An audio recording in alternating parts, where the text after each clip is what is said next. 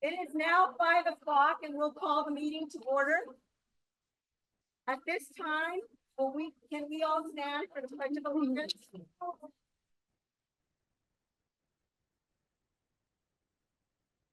I pledge Allegiance to the flag of the United States of America and to the republic for which it stands, one nation, under God, indivisible, with liberty and justice for all.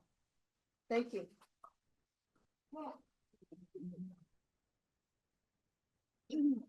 At this time, we will call Mr. Dunkley. He's going to do a presentation on rock rimming. Yes. Okay. Hello.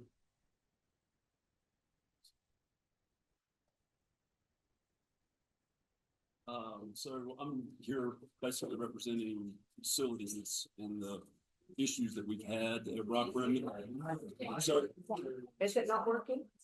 Grab the mic and try to get it. hello? Hello? Hello? Hello? No.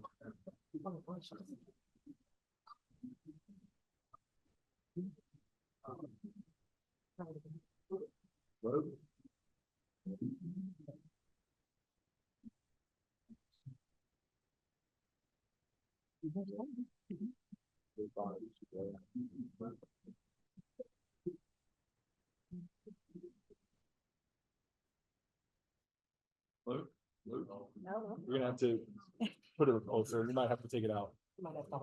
Yeah, they take it out. Hello? Now? You gotta put it Better? right up to your mouth. Nice big guy. So, yeah, I'm here to represent facilities and speak a little bit about the issues that we've had at Rock Rimming, mainly for the flooding that we've had. And this was last year. Trying to think, yeah, it was around June. It's when this flood happened. You can tell by the pictures. You know, we came in that morning and we encountered several inches of mud. This is the back of our building actually here, and it was probably at least 6 to 8 inches of mud in certain areas at the back of our building. This is also at the back, and this the hill here.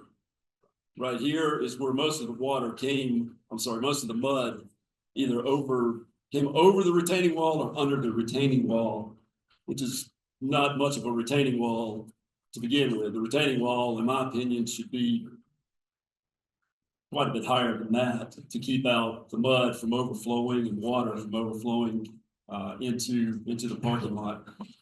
So by the mud coming into the parking lot, it came down and it filled up the catch basin that is the only catch basin for this parking lot. And by doing that, the water had nowhere else to go except into our building. So this is one of the back doors of our building here. You can tell the mud and the water that's seeped in through this door, through underneath this door into the library. I think this is a circulation room. This is our meeting room here. You can see how far the water came in onto the wooden floors. And this actually, a lot of this water came from our neighbors. I think I believe it's a liquor store that's beside of us, and that's through their storage room. So they also got hit, and it came through into our meeting room there. And this is at the back of the building. I took a tape measure out to measure exactly how high the water came up. And we had 9 inches of water up against our building that seeped underneath and went into the back of our stock room, our circulation room, our meeting room. And I think several offices also got hit with that. And This took place June 22nd, and we immediately closed, and we're closed for 12 days while we worked on this. And can we get that off the right hand side, Jeremiah? Oh, yeah. Is that possible? So this is the bill that we received from the company that came in to do the water mitigation for us. And they brought in their equipment. It was there for 12 days. And that's the amount they charged us. It's $17,400. We had two maintenance techs there full time for the 12 days. And this is an estimate, and it's on the low end because I don't know what these guys make per hour. I'm just using what's listed on the hiring range. So this is on the low end. So it was another 4,000, just for the staff labor on this. And I got a figure here somewhere. Yeah, so we ended up around 21.5, give or take, on that one. And then this is also two receipts that I found as I was searching for all receipts or any type of invoices related to rock rim and any type of flooding that went on. And here's one from 2017 that was around $2,000, and another one from 2019 that was around $3,000. So we've had to pay out a couple of dollars throughout the years on this. And so this I went over last meeting we had about the sinkhole. This is at the back of our parking lot where staff parks, and also where patrons will return books at the book drop. This is what it started out to be. It was a 7-inch hole. I measured it when the crews finally came in to start pulling the asphalt off the top of it. This is what was underneath. It's completely gone. All the mud, all the soil was washed away because the pipe here had already just basically disintegrated. There was nothing left of it. And yeah, this is a piece of the pipe that was left. This had been saw cut at the top so we could open it up, but this would be the bottom of it. So you can see there's nothing left of it. It wouldn't hold any water. There's the metal is completely corroded and gone on that. And that's what's happened is the water it made its way out of the pipes and washed away the soil underneath the asphalt. So we had nothing to hold the asphalt up any longer. And this was a repair that was done not by us, not by the library, but they took a smaller piece of pipe and shoved it up into, this is a piece of the remaining metal pipe. They shoved it up into this, and obviously they're two different sizes. So what they did is they took spray foam that you would basically spray to keep drafts out of your house and tried to fill that in. Hard to tell from the picture right there, but there's none underneath. So, it's only the top and the sides that actually has any foam, which the foam is not even waterproof or water resistant, really. It's not going to last, maybe a couple of months, in my opinion. But and this is just the end result. This is after they patched everything together and put the asphalt back and the concrete for the catch basin. Can you go back to one more? I'm sorry. So on this picture here, you can see this is the remaining metal pipe. That metal pipe goes all the way up. That's Safeway up there on the right-hand corner. This pipe pipe attaches to Safeway's piping, and Safeway, they take care of their own, from my understanding. We looked into this pipe here, or there's a plumber that came and he ran a camera up into that pipe. And it was an inconclusive, he couldn't really tell, aside from a lot of debris and rocks and mud that was still up in it. But this 20 feet of this pipe was taken out and replaced with the plastic piping, the corrugated piping. So if this 20 feet was corroded and leaking, more than likely the remainder of it would probably be the same, just because there's ice melt used on the whole parking lot. The complete parking lot uses the ice melt, so that gets in there in the metal pipe, and of course it's just going to corrode it and rust it out. So by doing the repair with just this 20 feet here, there's still another 30 feet, at 30 to 40 feet under that pavement that's, I'm sure it's still compromised at this point. So, and also on the catch basin here, where it was tied back into the catch basin, the hole in the catch basin was not the right size to take the new pipe, the smaller pipe. So they basically used like something you would buy from Home Depot, which is just a concrete patch. The whole catch basin should have been taken out. It should have been re-poured and then reattached, but it should have been reattached proper with the right coupling, not shoved up in the old one with spray foam. It's just not a good fix. Not anything I or the facility department here at the library would do. We wouldn't leave something like this. So anyway, that's what I have so far on that, and that's a problem that we've had, and a problem that it seems possibly is going to continue, judging by what we're looking at and the type of work that went on. I don't have pictures exactly of the parking lot itself, but all of the concrete curb and guttering, most all of it is in just poor shape.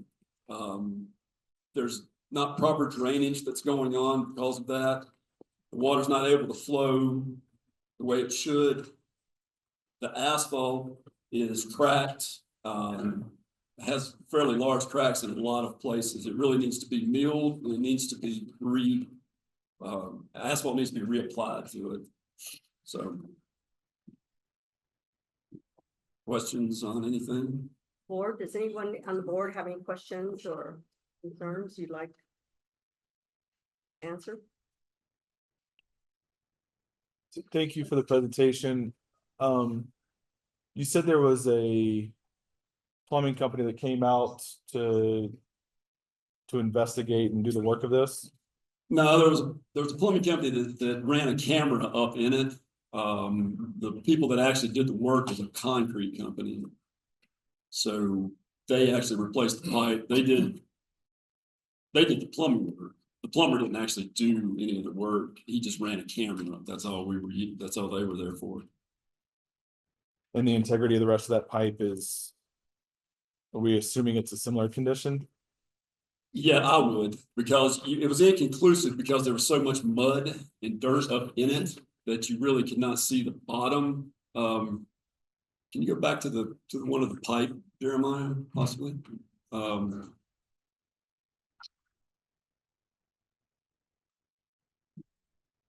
think it's good, maybe 3 back. Okay, yeah, here. So this is the bottom of the metal corrugated pipe there. You can see that it's just completely gone. It's not going to hold any water. And if that is the case in 20 feet that was taken out, it's a good bet that the remaining 40 would be similar. Was there other debris found in the pipe too? Yeah, there was rocks about as big as your fist and mud. While that was open, did they have an opportunity to clean that out to try to? Nothing was cleaned out of it, no.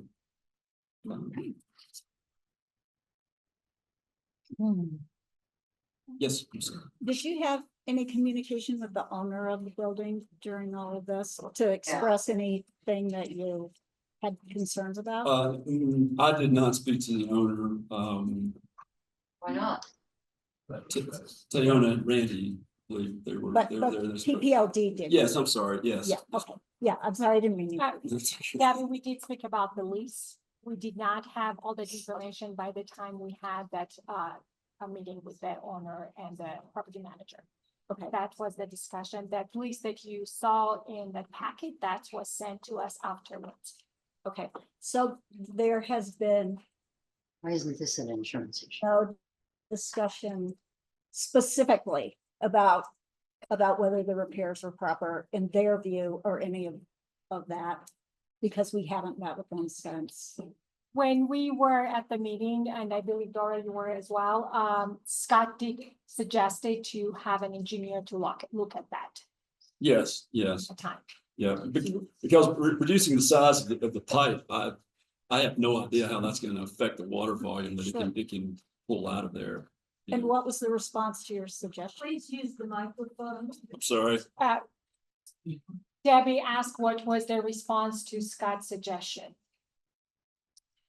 I didn't speak to anybody that day. The workers were there, but no representative was there the day I was doing that. Okay, No representative from the strip mall, person that owns the strip mall was not there that day that I was taking pictures. Scott, I just want to make sure you understand that I'm not trying to put you personally on the spot. I'm just trying to get the timeline Oh, that's quite, established. I feel like I'm on the spot anyway. So it's okay. Scott, Yes. Taylor, our trustee, has his hand raised online. Scott? Yeah, I'm hoping you guys can hear me. Did we discuss or was anything discussed with Safeway on the issue that we had in our section? And letting them know that there's the possibility there could be a problem on their side as well? Do we know if any of that took place? I did not discuss Okay. anything. I wasn't expecting you to. As a tenant, we're a tenant. We shouldn't be discussing it with other tenants. So I was just curious if that was mentioned or anything. So, okay, thanks. We have not, because again, it's not our place. I do not know if the property manager, had that discussion. I don't know. No representative from Safeway was out there time that I was out there. So that's. And Dora, may I? Yes. Regarding that conversation, we had actually the property owner that time. We had a discussion that they said they would take off the responsibility for any future flood damage that it happens. So, and I believe that you also saw that in that lease. That was the conversation we had. We did not have any further conversation about how it was repaired. Did I understand correctly that sorry. Am I understanding correctly that the property manager has expressed that he feels the fix is? I'm trying to process. Basically that is appropriate and that is a sufficient fix, because I thought I saw. You know, to that effect. That's not. Was that not? Look at that, Gracie. Excuse me, the owner is here and says he is willing to speak. But he does not hear well. I believe during citizens' comments, we will listen to everyone. At this point, we just wanted to have this presentation so the audience, the patrons that are here, could have an understanding of the background of some of the issues that we are having at that particular library site. So we will not answer questions right now. So if you signed up for a citizen comment, you have somebody that can speak for you, then at that moment, we will continue with the discussion. You were told I'd sign up before 5 o'clock with no knowledge of this presentation. Had I known the presentation was going to be made, I would have signed up. Excuse me, but on the agenda, the third item, it does say the Rock Rimmon Library presentation. So it was, the agenda has been posted since Monday. So it has been online. this entire time.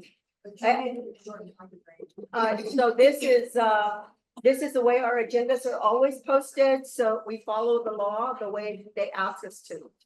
So I'm sorry that you didn't have the paper, but yeah, that was all has been posted online. Oh,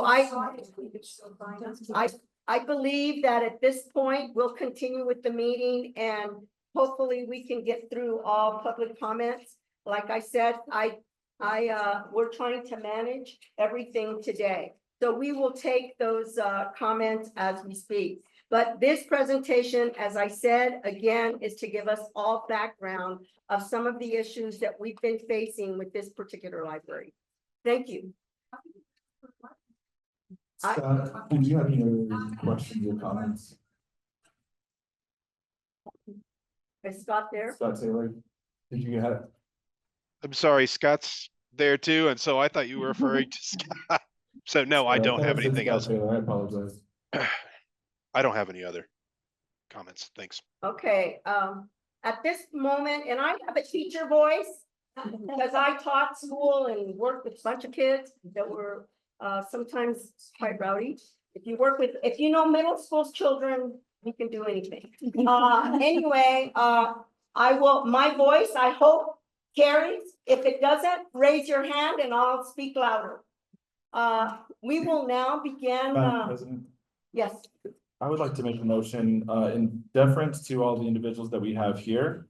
I would like to move the decision for this up before the report so that we can get that agenda item done and release everyone else onto their evening before we get into everything else. No offense to our URA friends here, but I just want to make sure that in deference to the individuals that we have here, that we can address the business that they're here to see. Well, we need to have a motion to make those changes to our agenda, and a vote. So I move that we move decision item 24-10-2 to be item 5, and then item 5 down gets pushed down an item. So the decision item for the Rockerman lease would fall between the public comment and the reports on the agenda. Okay. I'll second. Okay, any discussion on that motion? I would just point out that later in this meeting, oh, sorry. I want to point out that later in this meeting, we have a discussion on last year's projected budget and the capital item list, which might tie into people wanting to know more about what's going on. So, So- people Let me put my glasses on. we would vote before we talked about the budget. So do we want then are you willing, Aaron, to maybe amend the budget, amend your motion to maybe include speaking on the budget before we make the decision? So that way, that discussion, our patrons here, our guests could learn a little bit more about our budget. If that's preferred, I'm happy to amend to have that as the item Before before the rest of the business items would be after the presentations and before item 7. Okay. So budget then. So we'd have the item 6 for presentations. And then we would have the decision item 24-10-2 for the Rockerman lease. And then we would move into the rest of the decision items. Okay, so I want to make sure I have this motion correct. So Aaron, and I don't know if we can do this according to Robert's rules, but we'll find out. Aaron is willing to amend his motion to include leave the budget decision where it is, right? The budget, Move it to 5. and then move the decision item after it. Is that what I heard you say? So let me We have to rephrase move it a to little bit differently. Okay, I would amend the motion to move decision item 24-10-2 to be item 7A. And then 7A, B, C would then become B, C, D. okay, so that would not be after public comment. it would no longer be after public comment so that we can make sure that the rest of it would still be after public comment, but it would not immediately follow public comment. It would follow The budget. the reports and presentations. Okay, do I have a second on that motion, on the amendment? Okay, Debbie seconds. Let's vote on the amended motion. All those in favor signify by saying aye. Aye. Right. All those opposed, same sign. Hearing none, motion passes. So what we're going to do is we will take public comment. We'll have our report, the presentation on the budget, and then we'll have the decision item for the Rockland Middle East. Does everyone understand that? Yes. Okay. First of all, before we get started on public comment, I want to thank all of you that are here. I want you to know that this is, we're very, this takes a lot out of all of us emotionally and otherwise. So thank you for being here, and we will begin with the public comment. What we're going to do is we have people that have signed up and they will speak, and then we have some online folks that are going to speak. So we'll do trade those back and forth. Jeremiah, can you tell us who the first person is? The first in-person comment is Susan Krieger. And you just go to the microphone at the end of the table there.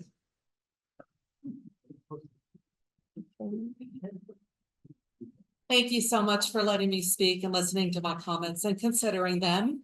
I'm gonna have to leave after this because one of my friends who's visiting from Texas is here with me, but she was kind enough to come because she knew how important this was to me. I love the Rockland Library. It's very convenient. It's probably 5 minutes from my home. The next closest library is probably 20 minutes away, and I use it a lot, and that 20-minute drive each way would kind of be a hassle. Of course, I would do it if that's my only option. I use the library to check out books and occasional DVD, and I don't have internet at home, so I also use the computers there and the printers, and that means a lot to me. So I spoke with one of the librarians that works there. They're all very, very, very nice. She did tell me it is one of the busiest libraries in the whole district. So for all those reasons, please keep Rockland Library open. Thank you for listening. Thank you.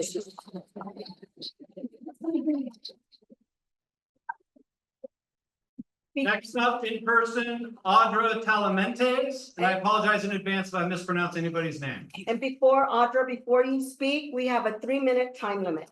And Laura is keeping the time there. Thank you. And let's try to adhere to this, please. Can you hear me okay? Yes, okay. Hi, my name is Audrey Talamantes. I'm a 2nd grade teacher at Wilson. I came and spoke with you guys back in August. I'll admit I was very disheartened when I heard the budget numbers. Sorry, I understand when the math doesn't math, and I really don't envy the decision that you guys have to make today or tomorrow, whenever the decisions are made. I know that you guys are part of the Southeast Strong Community Plan, specifically in regards to the Sand Creek Library. So where I was going with that. But so as part of that, I know that you're aware of the demographics that have been reported through the Colorado Equity Compass, which I imagine was rolled into the Southeast Strong Community Plan. I'm here today to represent the Ruth Holly Library.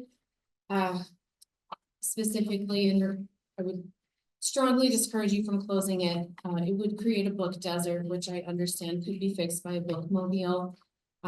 It would also take away third space, communal space where people could come and meet without needing money. I would also allow for non-brick and mortar tutoring services to meet to tutor our students. And it would also provide a place for the stay-at-home moms to bring their kids on the weekends and during the summer and the summer programs.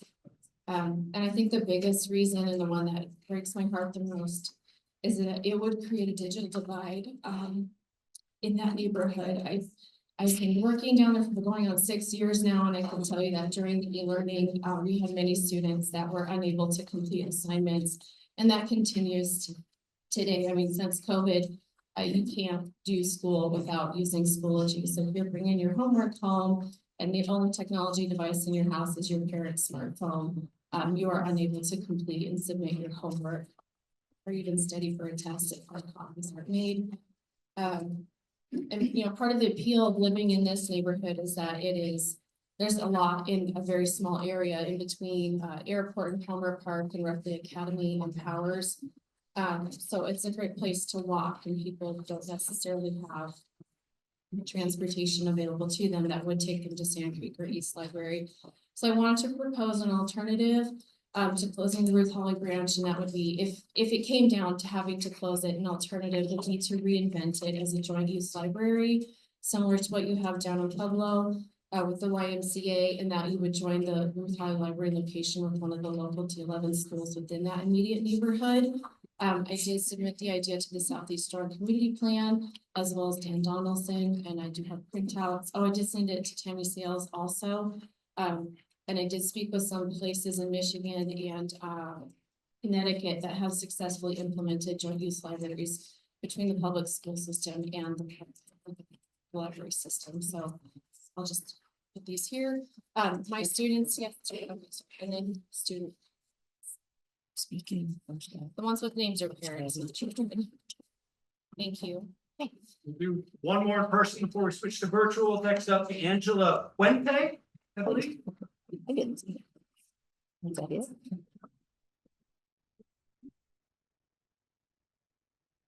Hi, my name is Angela Quinte, and I'm a resident at Golden Hills. We actually purchased our home because the library is there.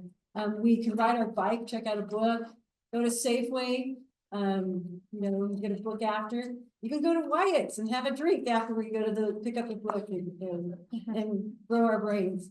But I just wanted to also share, I know that we provided these postcards, but I just wanted to remind you what your youngest patrons are saying. And one of them is, I love this one, their spelling's incorrect, but it's all phonetically correct. But I don't want the library closed. So please keep those patrons in mind. Also, please stay open. I love the little craft section in the library. I love the Rock Ribbon Library. And then another one, I would like to keep the library open for my cousins and friends. Keep it open so the neighborhood stays fun. And I'd like you to think about that in this day and age of electronics, Facebook, everything our kids have to deal with. For all these kids to say, I want to go to the library, that really means something. And it really means something to have all our community together to make these stickers and signs. So I hope you consider, and maybe as an alternative, meet with the community as well. Perhaps I'm on the board. We need a lot, we learn a lot from our residents when we have our board meetings. So perhaps we can give you some options that you haven't thought of. So I appreciate your concern and hopefully we have an opportunity to sit down and have some more discussions. Perhaps buying the building from the current owner might be a solution as well. But thank you for your time. Thank you.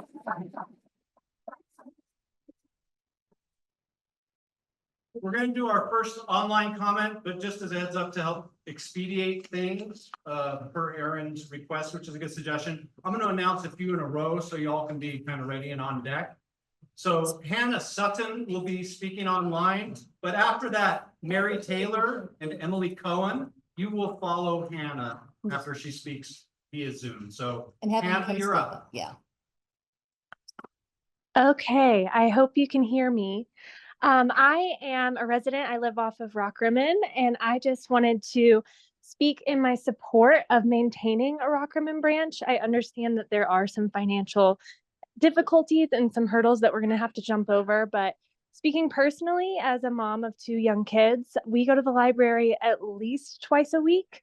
We love to utilize their different programs for toddlers and preschool age children. I've honestly seen my children flourish in these environments. They do the reading with a dog night and all sorts of different programs that we love. We also don't have a printer at our home, so we often utilize their printing services. We've had to utilize their internet before, and we've just been blown away time and time again by the staff that's there, the kindness that we're shown.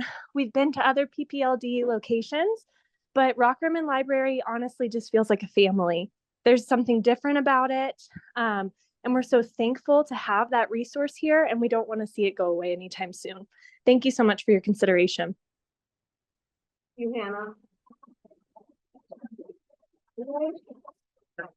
Next up, Mary Taylor, and then those that are following can feel free to stand near the mic if you would like. So Emily Cohen, you'll follow Mary, and then we have Dick Burgess, I believe it is, after Emily. Dick Purcell, hello. I recognize I recognize you. I'm sorry, go ahead, Mary. Hi, I'm Mary Taylor. I'm a longtime resident of Rockrimmon. I'm a mother, I'm a daughter. I've worked in the schools in Rockrimmon. I've worked with scouts. I've worked with all different ages, being that sandwich generation. I have a concern that in Rockrimmon, we're on the west side and we don't have all the facilities and all the access to things that people that live on the east side of Colorado Springs do. I know there's a lot of money and a lot of new infrastructure that is being built on the east side. And I think that there's a concern that we're kind of being left out on the west side for our facilities. This is the only public community center that we have on the west side for people to have access to. So if we take this away, there is no other place for us to go. Restaurants are really about it. It's used all the time by many different groups, by preschoolers, by tweens, by college kids, of which I have and which I've had growing up, and elderly. We moved my father here a number of years ago. He can no longer drive. He can only walk. If he needs a ride to somewhere, I have to drive him, he has to get a shuttle and he has to pay money for that. So having that facility there where he is within walking distance to live independently and to access this facility for not only social reasons, for the senior chat group, for the books, for the media, for a meeting place to meet with other people is vital to these people in this area. And there are a lot of people who are older in our community that use this facility and that need this facility. I understand that there are infrastructure things with this facility. I also have been told that the owners of the facility are willing to work with those and to get those mitigated. We have that everywhere in Rockrimmon with all of our homes. If you've lived there long enough, you know, the streets and everything else. But I think that this is something that is worth investing in and is worth fixing and keeping available for our residents in this area. Thank you very much.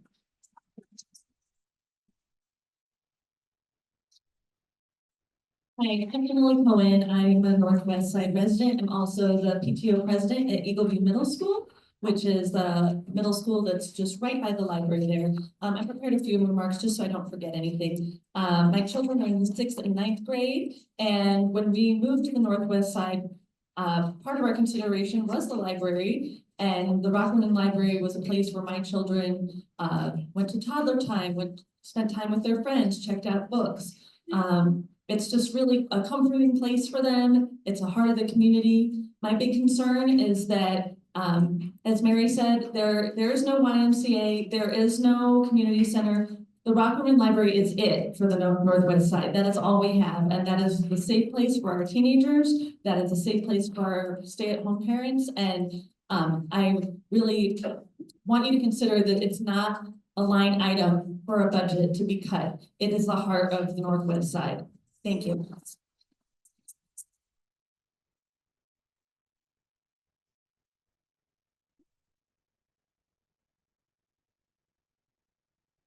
Ready? My name is Dick Purcell. I'm a Rockrimmon patron for many years. I live in the Rockrimmon area for many years, and retired library officer, and I worked for the library for 15 years. Yeah. I am concerned with the closure of this library, and some of the rationale that's been used to close it doesn't make sense to me. I don't know if one of your thoughts was, if you had it with me, one of the things I wanted to ask Scott there on the plumbing bill was, what did the landlord say when he presented it to him? I hope we didn't pay for that bill. Anyway, I think the consulting team that put together some of the recommendations and the basis of the rationale behind this proposal should be reconsidered and passed to the board members a document I put together with some reasons for that. But the first thing they say is the library usage is relatively high. It's been a tremendous success for libraries if it has high usage. That's what we hope for. That's what we pray for. That's what we ask for. Make library a success. 5 patrons. They say the response to some of the rationale for closure is the residents that live in the area have a high percentage of vehicles.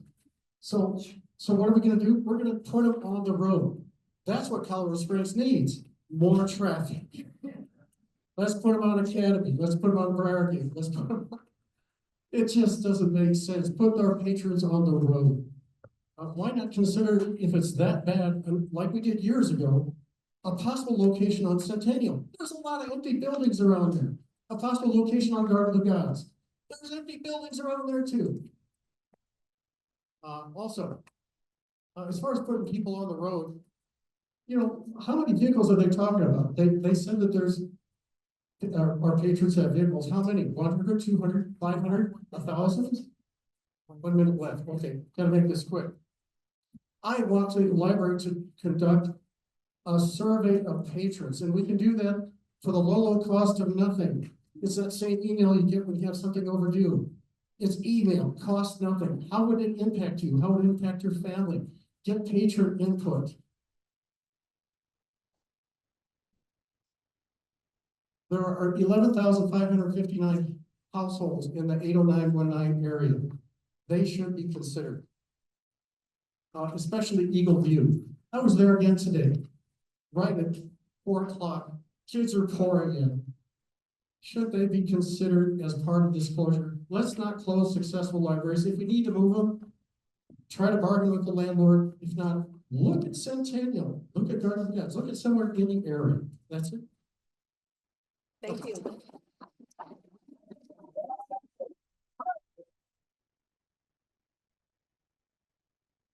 Now we're going to an online person, and before I announce Mo, the next 3 in person, please get ready by the mic to save us a little time. That will be Peggy Hartman, Douglas Stark, and July Algeyer. Again, I apologize if I'm mispronouncing anybody's name, but Mo Gator is on Zoom, and Mo, you are up now. Good afternoon. My name is actually Kevin Guskowski. My wife is Mo Gator and my daughter is Maeve. We have raised my daughter in the Rock Rimmon Library for the last 5 years of her existence. I've been hearing this idea that we have patrons with cars, and I just believe that that is just completely an asinine statement in that most of your patrons aren't able to drive. They're too young. They're too old. The want to move this vote to today seems to be a push for disenfranchisement of the local people here. As the PTA treasurer for the Trailblazer Academy School, I want to tell you all right now, most of these children who are too young go to that library. My daughter meets with many, many people in that particular area just by accident. Not having that there, she wouldn't be able to do that. Being raised during the pandemic, that was one of the best and most sought after areas for my young child to have any sort of social environment. And she would like to tell you 3 things that she loves about our library. Very loud. I love the toys there. I love meeting new friends there. And I especially love new books there. That's my favorite things. So this is who you're taking that library away from, ladies and gentlemen. And I don't like that. Thank you.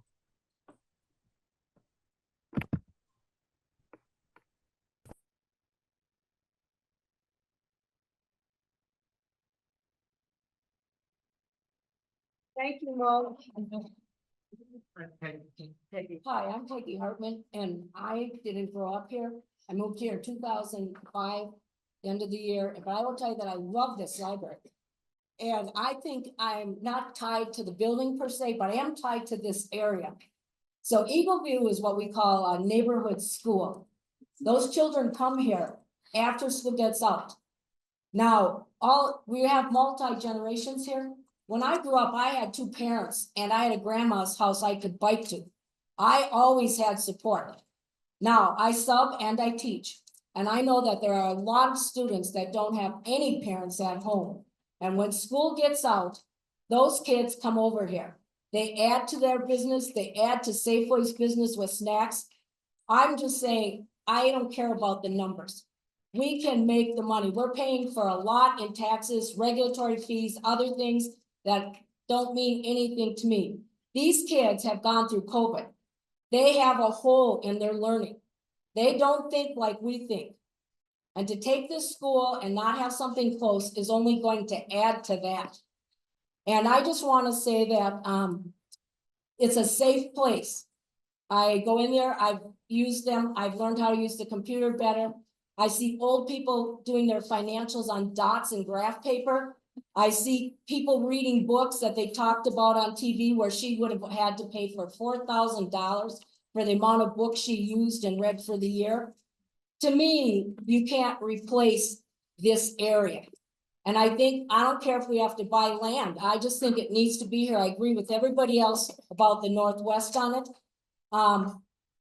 To me, I just care about the children and the education. Ben Franklin started libraries. It's like something that's been along forever. And I feel that too many things are changing that we all don't understand at it. And some of it I don't care personally for, but education and our country, and you have 1 minute left. We pay for everybody to get a high school education. That's how important it is to us, so that they can sign. And I'm just saying, I totally agree, and I hope that everybody stands up to bring that here. It's not just a book place. It's a social place, it's an education place. It's just a great place. So thank you for listening and thank you for being here. I too am old and have a broken pipe. So I know what it's like.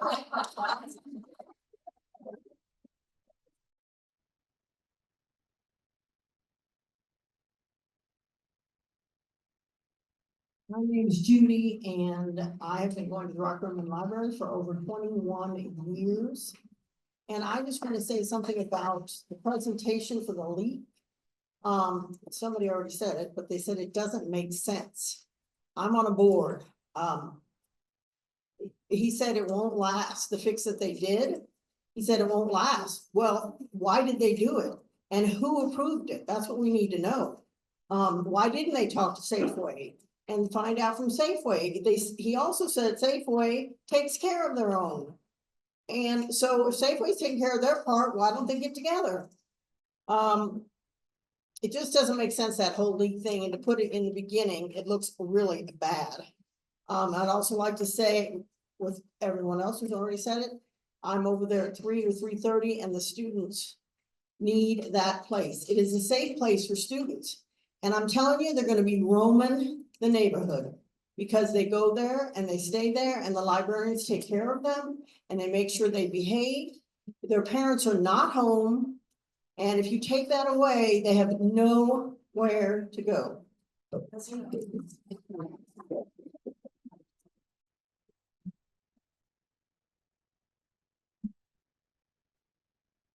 My family and I first moved to the Rock Rimmon area about 25 years ago, and we were constantly using the Rock Rimmon Library anyway. I guess you've gathered by some of the comments you've heard so far, this library offers an intimacy that we really don't have in the larger libraries, and we appreciate that very much. We know the staff, we know neighbors that we meet there. Constantly seeing them all the time, and we appreciate that too. In any event, I just wanted to mention also along the lines of maintenance that I too serve on the board for my condominium association, and the place was built 50 years ago, and we are constantly replacing, repairing, and updating equipment all the time. This is just part of living in Colorado Springs. So just want you to consider that too. Thank you very much.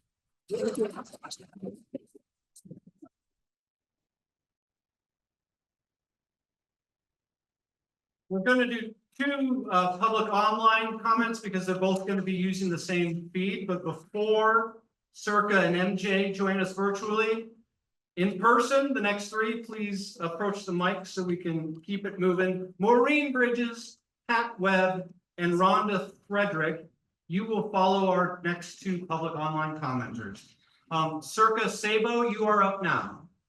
Hi, I am a D11 parent who choiced my child into Eagleview specifically because of the library and other reasons. She walks there every day after school. We are a military family. We move around all the time. And what is a staple is our library. We're closest to Penrose, but we use Rock Rimmon exactly why the gentleman before said it's an intimate library with staff who are incredibly caring. It is very safe. Our closest library to where we live is Penrose, and there is absolutely no way that I would let my 12-year-old walk or bike to that library, given the circumstances that sometimes are problematic there. But I do not have any reservations about letting her walk from Eagleview every day with her best friend to the library to start their homework. It is a gem in the community, a community that I don't even live in, but we utilize that library so frequently. And I will now turn it over to the best advocate for saving the library, MJ. Hi, so I'm MJ and I'm a student at Eagleview, and Rock Rimmon is incredible because I walk there every day after school. I start my homework, I hang out with friends, and if I didn't have that, then A, my mom would be waiting in line for me to get out of school, which takes forever. And B, I would have nowhere to go. I would just be sitting at home. And that doesn't sound fun. And I think Rock Rimmon is probably the quietest and coziest library there is. I feel like a lot of other libraries, Penrose, 21C, are huge, which is awesome, but it doesn't seem like you have that cozy feeling. And it's really accessible. It's easy to get to. It's right by Safeway. So if you go get your groceries or something, then you can just go right there. It's easy. And that's why I think we should save Rock Rimmon. Thanks for listening. Thank you.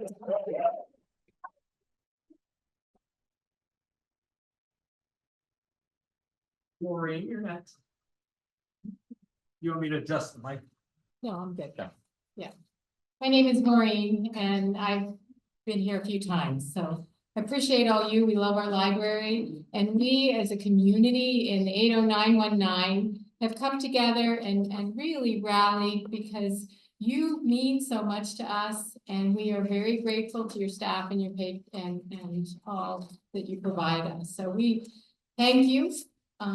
We know it's a hard decision, but we just need you to understand that it's not all about dollars. And if it's about dollars, maybe we can help. So how can we perhaps slow the process at this point? If you're ready to make the vote here today, maybe you should consider stopping the vote or slowing the process and allowing us to help and join with you on coming up with a good solution. So I know that we have the owner of the facility here today, and he would like to speak. How can we, I think we need to communicate, and perhaps we want to communicate with you, and we wonder whether, at Rock Rimmon, the maintenance, we need communication to get that maintenance resolved. It needs to be resolved correctly. That's sad that it's not being done right. So let's get it done right and stop it if it's not. And let's talk with the owner and just work together.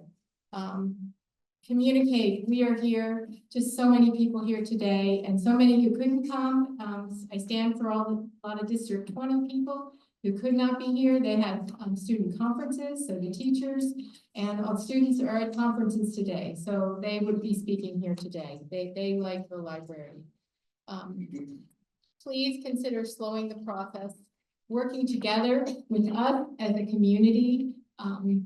We have ideas and want to be solution oriented with you. And I know you had 3 options, so maybe one was close it, 2 or look at other locations, and 3 or increase the taxes. How can we help you to come up with a solution that works for our whole Colorado Springs, and we know that you have the whole in mind. Thank you for your time and for being here for all of us today.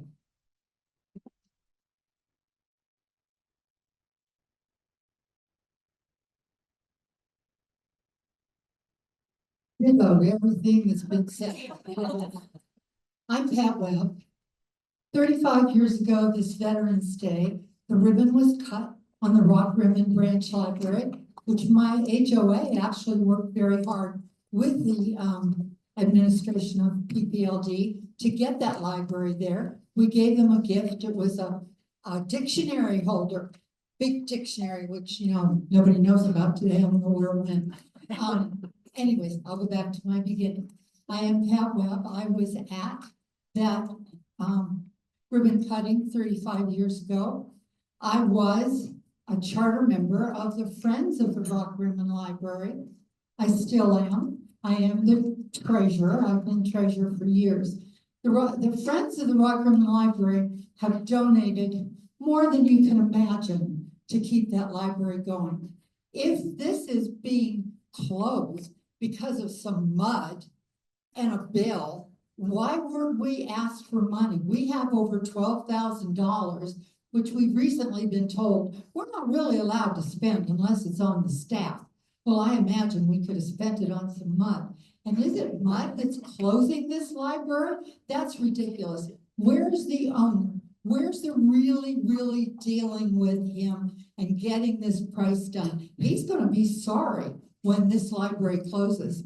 Very sorry, because we're a draw to the restaurants, to the grocery store, and everything. It's like having, you know, a big department store in your mall, and then people show up for everything. I have some ideas. Why don't you close all of the libraries part of the time, and that'll give you funds to pay for Rock Rimmon. I know the rent's terrible, you don't like to pay it, but how much would it cost if we had a building? How much are the utilities? How much are all of the costs that go in there? I'll bet the rent is cheap. But why don't you deal with it and get that rent down? It is too high. And if you close libraries, like these are closed on Monday, these are closed on Tuesday, blah, blah, blah.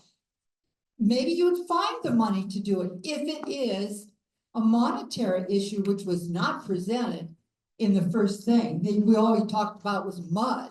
That's not the reason that this library would be closed. It has to be more financial.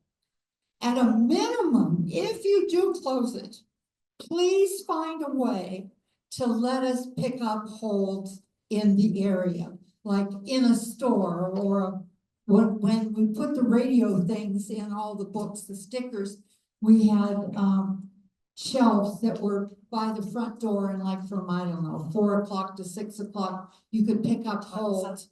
And that was very advantageous. It did, I hear you, didn't close the library. Thank you, Pat. We need to move on. We have many more people. But you know me, Dora, and you know I have some good ideas. And I appreciate your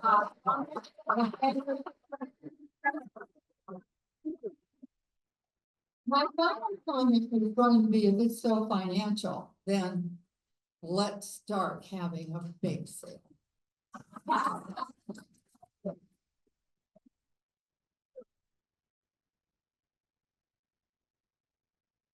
Good evening, my name's Rhonda, and that's a tough act to follow.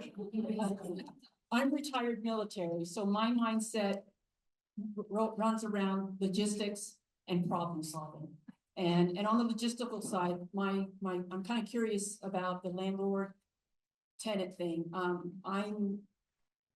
the end of the commentary, I'd like to get an explanation. If I understand what's been said, the library is paying for repairs and damages, and I'm not quite sure how that comes about if you're a leaseholder. Why is the landlord not paying for repairs and damages? So that's my logistical side. I'm also a woman, so I'm going to go to the emotional side.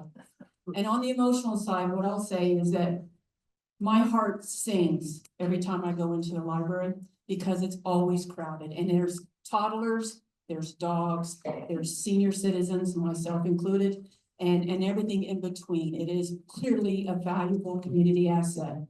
And Since 2008, and when they started with the economic crisis all around the nation, I started tracking how many libraries around the country were being closed.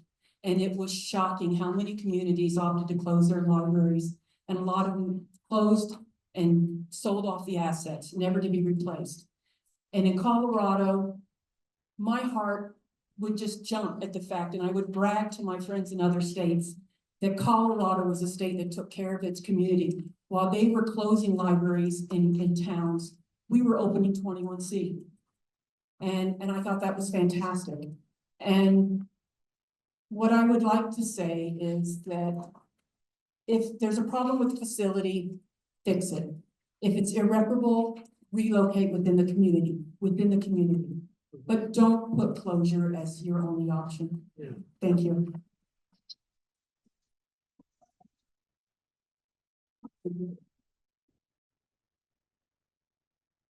Before we go to our final virtual public comment, so stand by, Courtney. The next three in person will be Jessica Levers, Judy Morrow, and Ken Lewis. Excuse me, can I trade times with him again? Because he's the owner, and I'd like him to talk first. That would not be up to me whether or not to, did you sign up for public comment or you want He to? is signed. Okay, I apologize. And what was the name? I'm very sorry. S-A-H-I. Okay. Is it Saheen? Yes. Okay, yeah, but still, let's go to Courtney and then you can be next, sir. Okay? Courtney, you are up. I don't know if you want to talk or just show your sign. We do have a statement. Go ahead. My name is Violet, and I'm 6, and I'm homeschooled, and I would like you to say my Rock Rimmon Library. And you made this art today because we found out about it yesterday. The vote was going to be today, and so she made this sign. We are a homeschooling family. I think it's been said before, this is a really critical asset to the local community. That is beyond what's already been said for the other growing members of the community, the aging population, the after-school kids. Lake. Okay, thank you. We are also property managers, and I know this has also been said, but I want to also cast our vote that the part of the benefit of renting versus owning is that these sorts of items should be carried out by the property managers and owners and responsibilities. So we want you to consider that angle before considering shutting it down entirely. If this can't be improved, please relocate it. This area is growing. I know there was another main member of that strip mall that went and built their own facility in the same parking lot, who's doing very, very well. And I know that there are a lot of properties available on this west side. We just hope that you continue to hear the younger population and how important it is, younger population, even younger over here, to continue to maintain these environments. Thank you so much.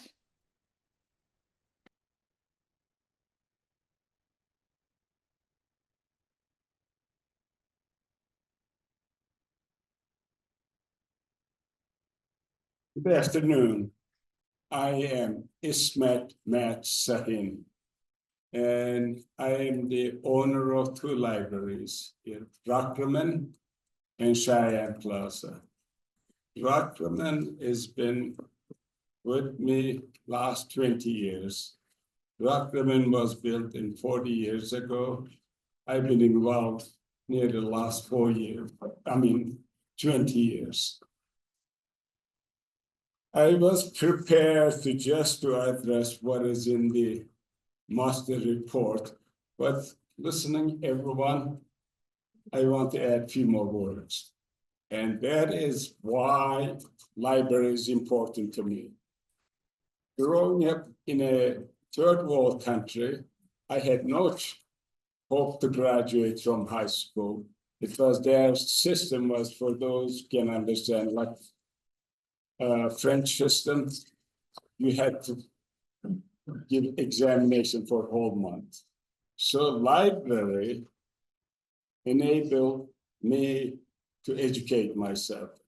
So much so that I won 3 of the scholarship was available to study engineering in USA.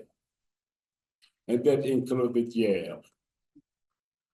So that's why I'm interested in library. Why I got into buying Rock Rimmon, right? Realtor, they always call you, like I get a call today. There's a center for sale, shadow anchored with Safeway, you might be interested. A realtor calls me in California. There's a center with library 1 minute left. in Colorado Springs.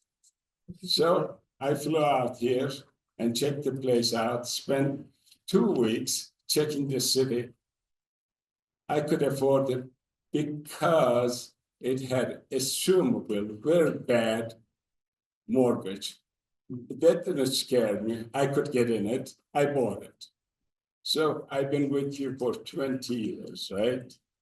And later on, 2018, Realtor calls, there's another center with library. Guess what? I got involved.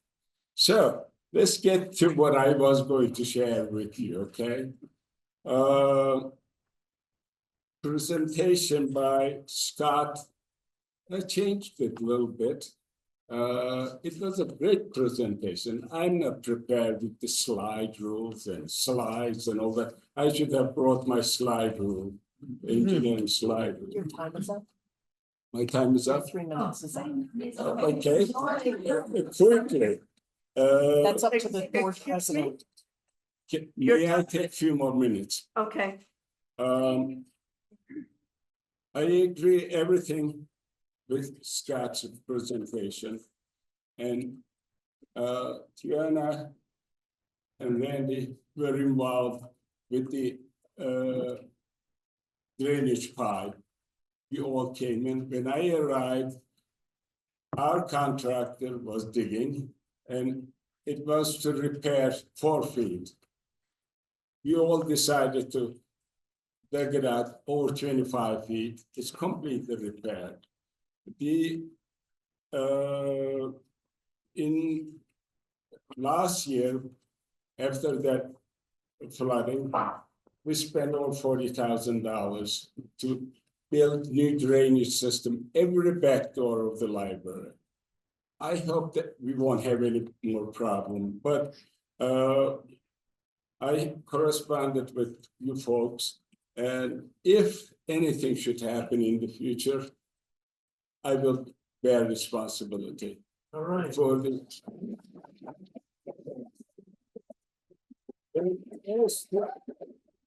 Okay.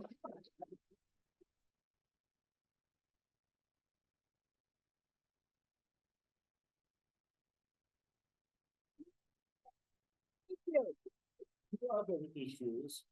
One, we don't want to stay in library in Rock Rimmon because it's too small. From the report, it's too small to serve the community. We have another 7,000 square feet available under the same roof in the same building. If you want, we can expand it. Other issue was rent is too high. We all know rent varies depending on where you are. In this city, some neighborhoods, let's say for your house, very affordable. Forget about Broadmoor, this expensive. Our current rates are below market for this place. But forget that. I made a written offer to this group that I will make $28,000 rent reduction. That will be way, way below the Rock Rimmon.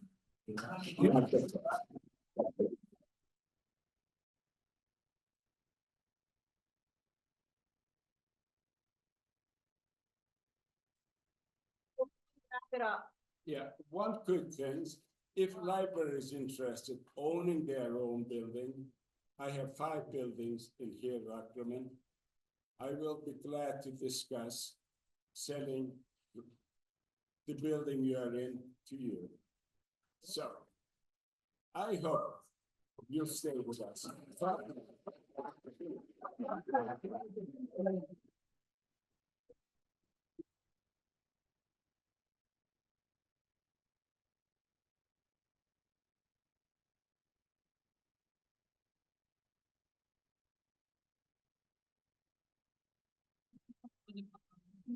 I'm Jessica. I'm a Rock Rimmon resident. These are my girls, Callie and Maggie. They attend Foothills Elementary School.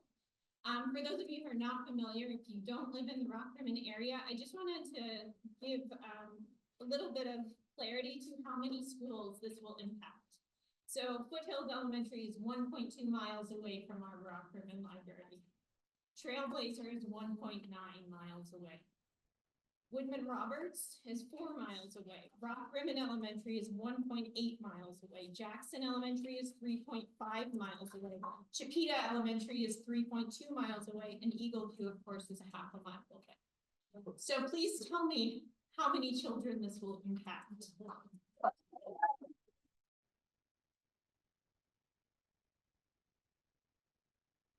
Stats show that the only behavior measure that correlates significantly with the child's reading scores is the number of books in the home.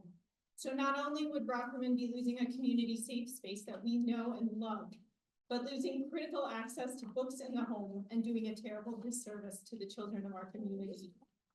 So if the goal of this board is to enrich the lives of our community's children, then I would urge you to keep our library open. From the library's website, the quote says that thanks to taxpayer funding, the library cultivates spaces for belonging, personal growth, and strong communities. Pikes Peak Library District continues to be internationally recognized for its innovative and community-focused services and programs, and its commitment to community collaboration. That's what it is.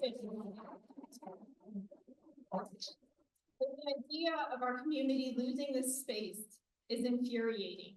To think of all of the children in this area who will no longer have a library to ride their bikes to, because as we mentioned, our youngest readers cannot drive.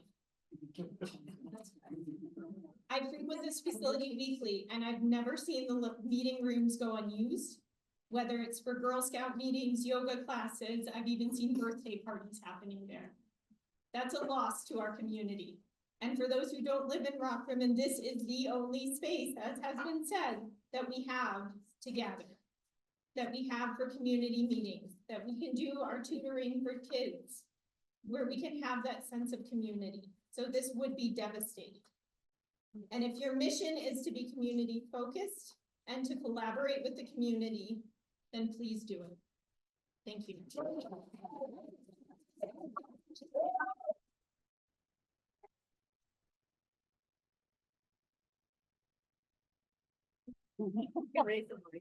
Thank you.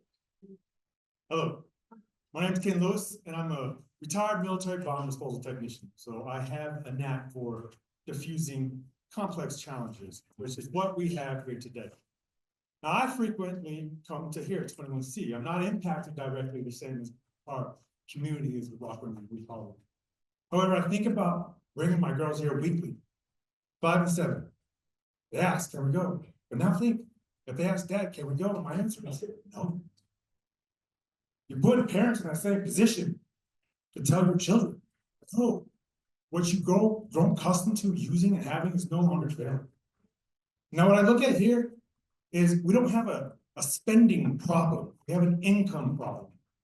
How can we get the community, which is here, willing to say, I can put in my work to generate revenue? How can we build a fundraising committee that says, all right, who can we partner with? What businesses can we bring to the table to show this is how we're willing to put our as you say, our money where our mouth is and make it thrive. Now, as a certified manager of quality excellence, a business growth strategist, and then just a dad, I know there's different approaches we can take. When I look at the master plan that was presented, everything that was in there was about how do we increase tax burden or how do we reduce costs, but not how do we bring more money into this organization. We have our friends with PPLD that contribute a lot of hard work, but not to the necessity that this community requires right now. So that is my question, or my my act, I guess you could say, is with the three options that are on the table today. To look at a fourth one, not closing any facilities. We don't have to stand a new facility up yet either. And not relocate any services. But bring communities together where we can brainstorm, not make a decision, and figure out what can we do to exercise more cost. And I'm willing to be part of that community. I'm not just gonna be a good idea fairy that sprinkles some ideas and disappears. I'm willing to actually commit. So that is my piece. Please do it for my kids. Please do it for every other kids that don't have to say, sorry, honey, we can't go in. Thank you. Thank you.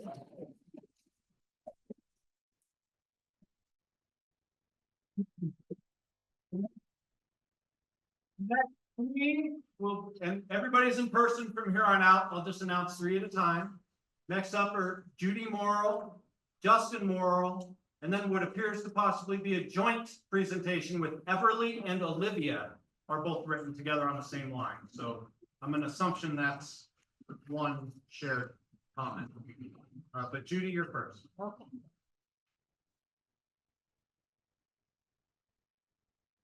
So, hi, I'm Judy Morrill. I've talked to you before. Again, I want to thank you for volunteering your time to serve on the PPLD board. I know your job can be very difficult at times. As you know from previous meetings and from the previous talks that have been given, the Rock Rimmon Library is more than just a library to the residents in the northwest side of town. It is a community gathering place, and it is a sweet spot in our area. I have read over the facilities master plan, and I was encouraged by the statement on page 71 that if funding were to increase, it would be ideal to retain the Rock Rimmon location. The master plan goes on to say on page 71 that a well-funded library system would allow us to avoid closures and relocations. So let's figure out how to fund it. The master plan on page 61 also states that this leased facility is in excellent condition with no deferred maintenance required to meet the FCI target of 0.10. So it's in good enough shape and is in better condition than some of your other facilities. So how can we work together to keep our busy branch open? All right, the owner has offered generously to lower the rent by $38,000. Yeah. I mean, how often does that happen? And to mitigate all future flood damage? That's right. That was your complaint, right? This speaks to the scenario 2 goal on page 72 of the master plan, which suggests shifting the library to a lower lease location. So there's no need to move it if the lease is already lower. The master plan on page 75 suggests mixed-use development of the Penrose Library. You have 1 minute left. Oh, no. So by renting out the space there, we can help fund our busy branches rather than close them. It also might be a good idea to rent out the top floor of 21C if it's too weak to hold a lot of books. Someone could start a sip and read or Starbucks there. We can also vote to slightly raise the household rate on property taxes. After all, I spend about $20 to $25 on a hardback book. I can spend that much in an increased property tax per year. We can do fundraisers. The district could charge for fun or educational events, and there are many talented fundraisers out here. We can approach philanthropies. After all, it was donations from Mel Pomar and Andrew Carnegie led to the first library established in Colorado Springs. Yes. So please do not close the doors of the Rock Rimmon Library. As the master plan says, it's in an ideal location. Let's work together to keep it open. So thanks for your time. Thank you.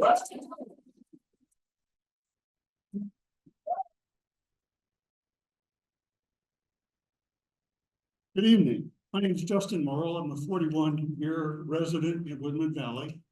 I read in your facilities master plan that there's a focus on owning rather than leasing PPLD facilities. This seems to be a major tenet in the proposal to close the Rock Rimmon branch. In contrast to this, you have heard many valid arguments for keeping the leased Rock Rimmon branch open. The old adage of stick to your knitting seems to clarify the appropriate decision for the board. I believe that this simple adage should be an overreaching guide for PPLD going forward. It's important to notice that PPLD is in the business of, well, library stuff and not real estate investment and management. Closed leasing facilities and venturing further into owning real estate brings increased distractions like maintaining the buildings and as a result, having to grow the PPLD business, building maintenance staffing and its budget. It brings dealing with floors that can't handle the weight of books, repaving parking lots, changing demographics and other factors beyond doing library stuff. Please note that the arguments against continuing to lease the Rock Rimmon facility have been mitigated by the owner.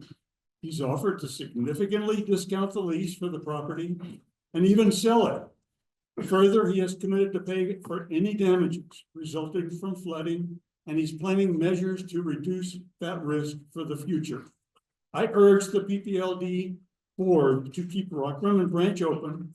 I also urge you to stick to your knitting and focus on doing library stuff and continuing to serve the community rather than venturing further into real estate investment and management. Thank you.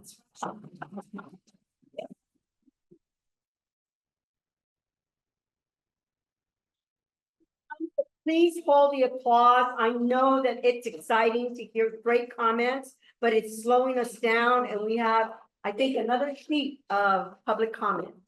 So please, if you want, you know how they do this or do something silently. My students used to do that and I think we can do it as well.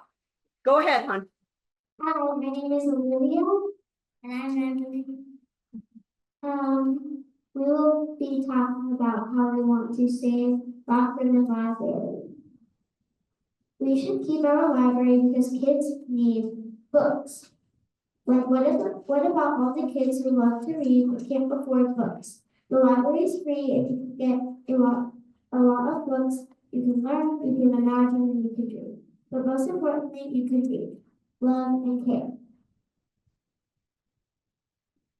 Those kids matter, all of them, no matter what. Fight for this library and care for this library. And the community wants us to learn, care, and love. Plus, it is the closest library to Trailblazer Elementary and Eagle View Middle School.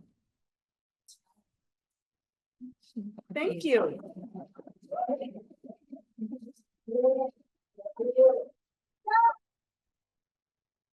Our next group of three are Judy Phelan, Ruth Kelly, and Casey Howard.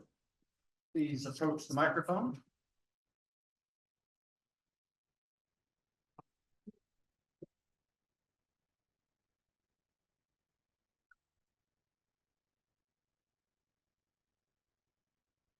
Are they not here? Okay. Go ahead.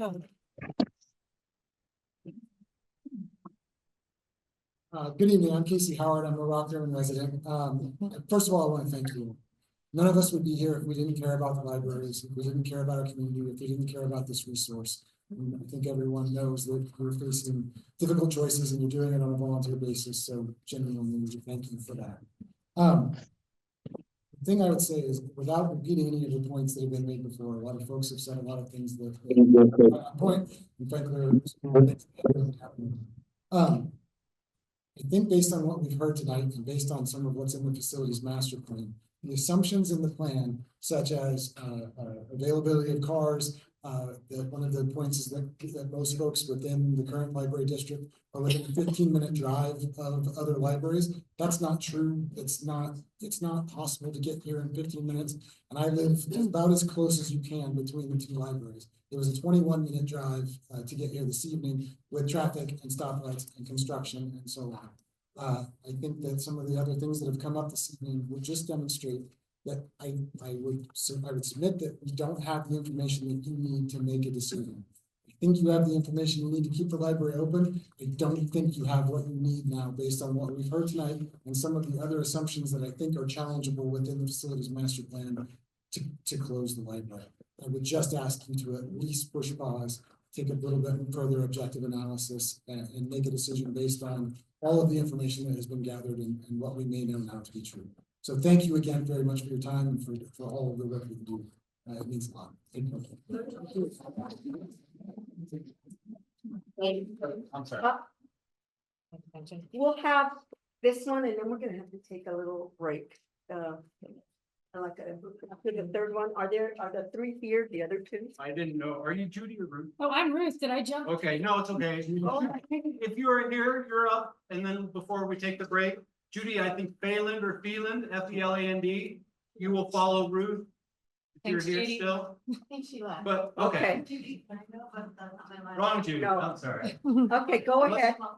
Hi there, I'm Ruth Kelty, and I'm here on behalf of my family. My 12-year-old used to be like those cute girls. She's now pissy teen. And guess what? She's at home because she wants to know what Jesse's gonna do in the second book of The Summer I Turned Pretty. No joke, she wouldn't come. My husband's not here because he's injured right now and it hurts to drive. And so the idea of driving and crossing the highway while you're injured is a big deal. In fact, he teaches at the academy and he stops to get books because he needs his books to make himself relevant to his students. He's a sociologist, and I just want to comment, he sent this by email, but the literature shows that once a highway is put in place where a community person has to cross a highway, they will not go to the resources on the other side of the highway. So the idea that Rock Rimmon and the West Side is well served doesn't stand up. The libraries, it was a pain in the ass for me to get here tonight, frankly. I had to cancel my teacher meeting. That was really frustrating. It's a busy time. It's not easy to drive here. There's traffic, and just the structure of a highway will disrupt a community from engaging with the resource. I was also going to talk about the emotional reasons why I like the library, but I too want to address the presentation we heard because it didn't make sense. I work for NOAA. I work on flood mitigation. There are a tremendous amount of government resources available, an unprecedented amount in the Infrastructure Reduction Act and the Build Back Better Act for this exact kind of community project. I would encourage and partner with you to apply for congressionally directed spending where we can get money from Congress to support the county library system. So before we walk away from a library for financial reasons, I too would like to raise my hand and help support you in addressing that financial gap that you have, which I actually didn't see the numbers, but I think it's very doable. All buildings require maintenance. I'm gonna guess that the utility bill for the Rock Rimmon Library is a line item. It's similar to this room's utility bill. So I don't think that our library is the biggest draw on the system. We serve a tremendous number of community members. The schools were already mentioned. I want to reiterate that. The safe space for the kids is important. The safe space for me is important. I am safe there. My daughter checked out The Anxious Generation from your book, from her library, and then used it to get social media policies changed at your school. She actually likes to spend my money. She went to Barnes & Noble to buy it and walked out because the gun and open carry there made her too scared to walk in. So the library being a safe space is no joke. The kids are scared sometimes. They need a safe place to hang out. I want to know where they are and that they're safe. I'll also say we print there. We don't have a printer at home either. And I also want to give my final comment to speak on behalf of all of the libraries. I live by Rock Rimmon. I walk to Rock Rimmon. Ruth Holly Library serves an equally important community, and I hope that we'll support all the libraries. Thank you.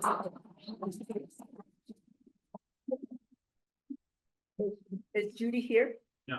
Okay, we're gonna take a 5-minute break and then we'll be back. There are people that need to take care of themselves. Who has been coming to the library since he was born, and my grandson's mother, who has also been involved in the library. And we have sat here for an hour and a half or more because Mary would like to say how much he wants to be wants the library to be a part of our lives. My name is here And, I like, and we need the library because nonfiction books can help kids learn. Thank you. Thank you.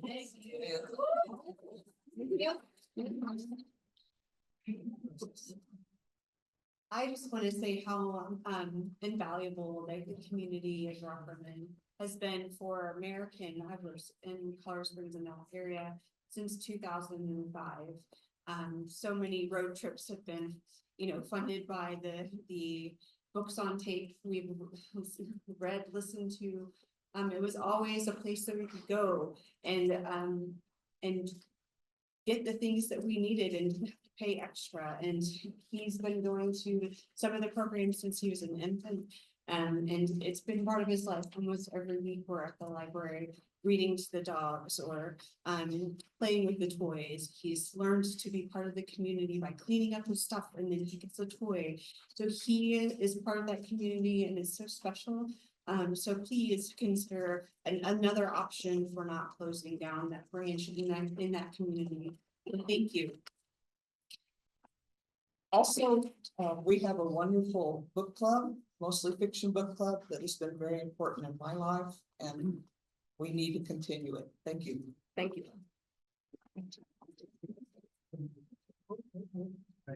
Next up, we have Janet Higley, Bob Rennick, and Dottie Harmon. Elise Jackson, Christine Hall, Gene Marsh, you're in the hole, as they say. Good basement. Hello, I'm Janet and I live in Rockland. Actually, my parents moved there shortly before I started high school and there was no library there at the time. I remember military families moving here after 6 years in Europe. It was really hard to not be able to get anywhere. I couldn't drive and I was used to being able to walk, take a train, take a bus and get places. And there just wasn't anywhere that I could go without a car when we lived here. That's hard. So I do like that my kids, I moved into the Rockford neighborhood after I got married and my own children, 4 children, and the oldest has now finished college, but remembers going to the Rockford Library, or they've all gone their whole lives. We walk there most of the time. I think it's important that people learn that you don't. I mean, please, let's not make everybody think that we have to drive everywhere. It's just backwards, and it's part of the problem that we have in the US with things just not being accessible enough. I want to, again, just point out how many people use the Rockland Library as a community gathering place. It's a community resource. It is really the only place that we have around where we live. And that's another thing that I would really hate to lose. I think it's very important to keep the library for the kids and to keep in mind that many people do walk and bike to the library. And I want to keep that accessible for them.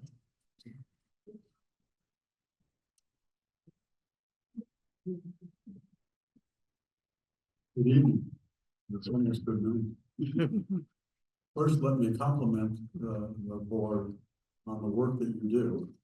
As I mentioned to Tiana a few minutes ago, I've been a board member, director, officer, and president of many volunteer organizations, some very large. And this is hard work that you're doing. The trade-offs you have to make, the balance between your mission and your budget, that's very difficult and very complicated. So I thank you for that work.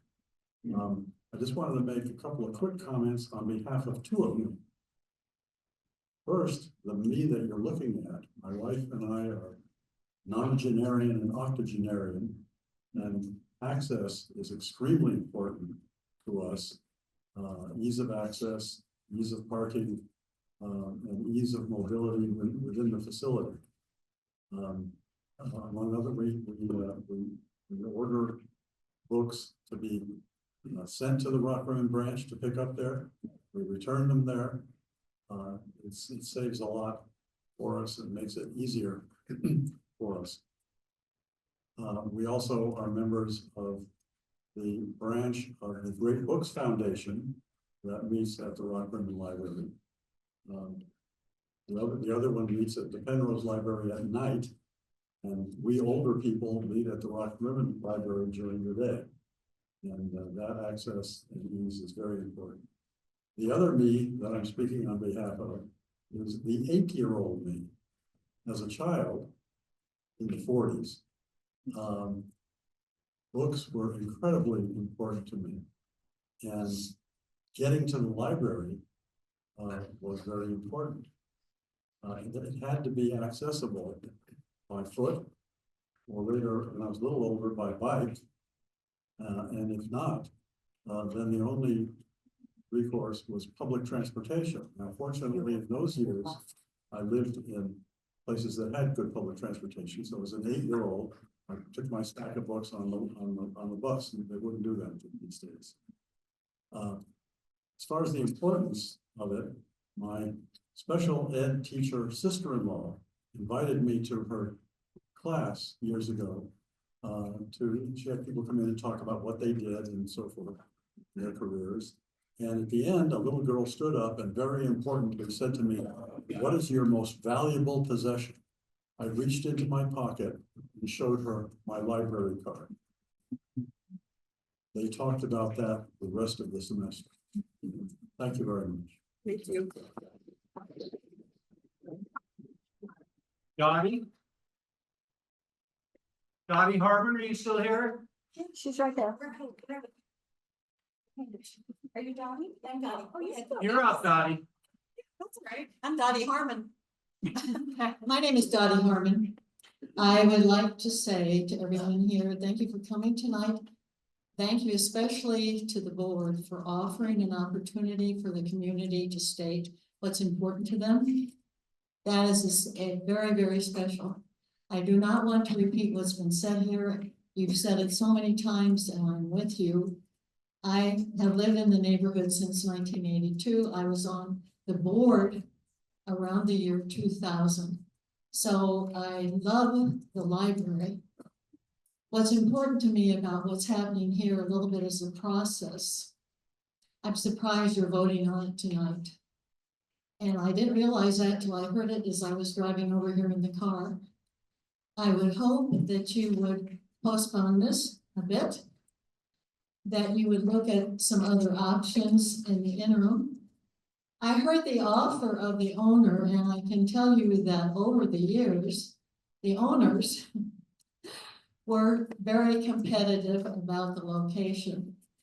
And to offer a generous thing as you did might be beneficial for 1 year while you make a decision about options.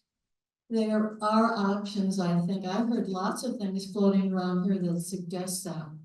Also, the city is sort of represented here tonight by one of the city council members who covers our area. And I notice how money and pleasantries, etc., pass here and there. We're very special because the people who put this together out of Alphamar made a special district. You have 1 minute. So when we went through that downturn, the thing about the downturn that didn't affect us is it wasn't in a city budget, it was our own budget. So we get to make our own decisions, and that's what's really, really important, and it's influential, and it's important. I would like you to think in terms of Rock Rimmon, because that's what we're most hearing. This is a West Side decision. There will not be a library of size or anything between the Air Force Academy and Old Colorado City. That is just not at all acceptable, not at all acceptable. So I do not think it's fair to close this without having an option for everybody. And you do not have an option for everybody the way I'm reading what's on paper. If there is an election, it's not this year, maybe it'll be put on the ballot next year. I'm not sure how that goes. I know they don't pass. Time's up, thank you. I just want to say that I appreciate it all. We all love the library. I got in the library walking in as a little kid with my dad, and I remember that. That's family, that's democracy. Thank you. Thank you.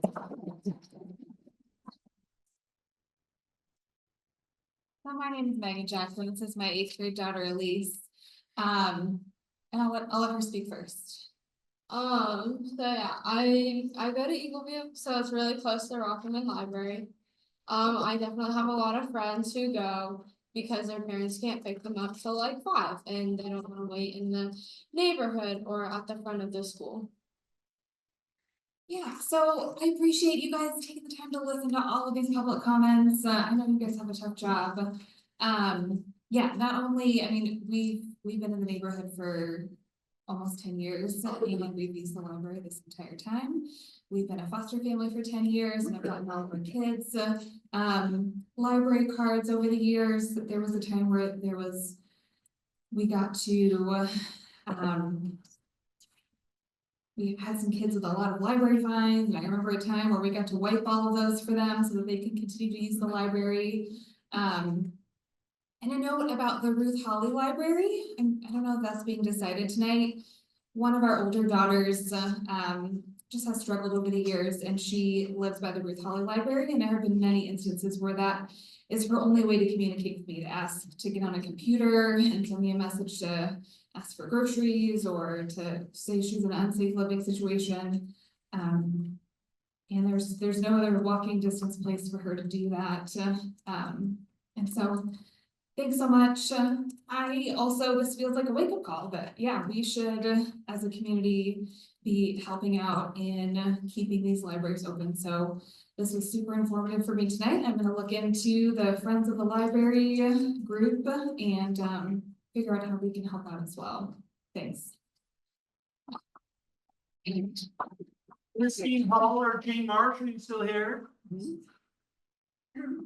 Jacob Ward, Dave Donaldson, Melanie Reynolds, you'll be after these two ladies. So I am going to try not to tell you my version of all the stories you have just heard. The only thing that I can add is that I know that we tend to afford those things that are of high value to us. We have lived in Woodman Valley for 48 years and have had issues of all kinds. So when I hear about the issues that the library is confronting, I'm saying ask anyone who's lived in the area for a long time about the issues we've had to resolve. Because we all know what the certain things are identified as home. And in the new models, as far as I can see, that are developing, having to do with housing developments and how they are unfolding, they are very, very careful about making sure there are gathering places for that community that is unfolding to be able to walk to, ride bicycles to get to easily. What? That little that we have is similar to that. I would have put in some grass and some more trees in order to really make it very accommodating like the new ones are. But nevertheless, this is a treasure of a place. The last thing I want to say is that I was the one who decided to start the Morning Great Books group, which has been meeting there now for 14 years. Bob is one of the members of that group. We are all seniors except for one courageous 30-year-old who really changes the age, the average age on us. But we feel that it is an accessible place. It's clean. They're always hospitable. It's open. It's a really wonderful place for us to meet, and we would like to continue to do so. Thank you for all your efforts. Thank you.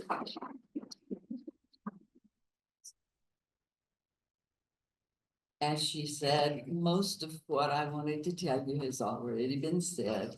But I'm a retired librarian myself, and I keep returning to the mission of what a library does.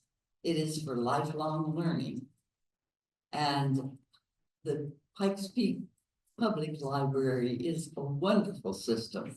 Through the 40 years when we've been here, we've watched it grow. The downtown library is very important historically, and we wouldn't want to see that disappear. The East Area Library was constructed not many years ago as a state-of-the-art library, and it has grown and has been a real public of great public importance. This library, 21C, again, state-of-the-art technology, that kind of thing.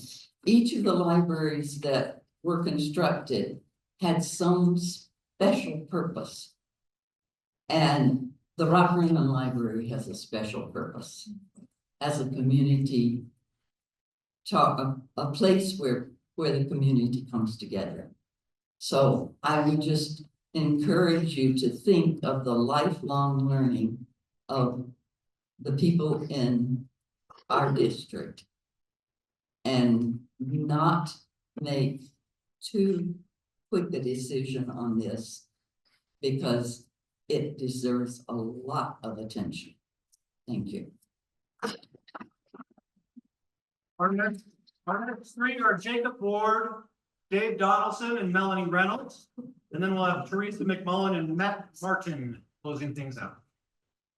Hey, I'm Jacob Ward. I am actually the president of Pikes Peak Library Workers United, our union here at the library. And so I'm back for like the 10th time. I'd like to talk a little bit about library closures and transparency. So the community has clearly been outraged at the possibility of a closure, and I'm very happy that somebody wants to do that sort of long drive to get here when it could have been at Rockman, but we need the space. The last few meetings, I've talked a lot about pay and the importance of taking care of your workers. But both serving the public by maintaining branches and sustaining your very dedicated, amazing staff here needs to be the first priority of a responsible public workplace.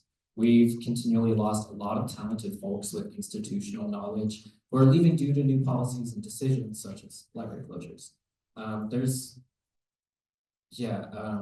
There has been an increase in director positions since our last restructure, and the pay has declined for all frontline workers due to PPLD not matching the cost of living increases. And we're looking to close branches. So the facilities master plan emphasized the need to find more funding. There's no way really around it. We need money. In 2018, our previous CEO thought that asking voters to increase library funding should wait until a presidential election year. And then 2020 came around, and everyone knows how that went.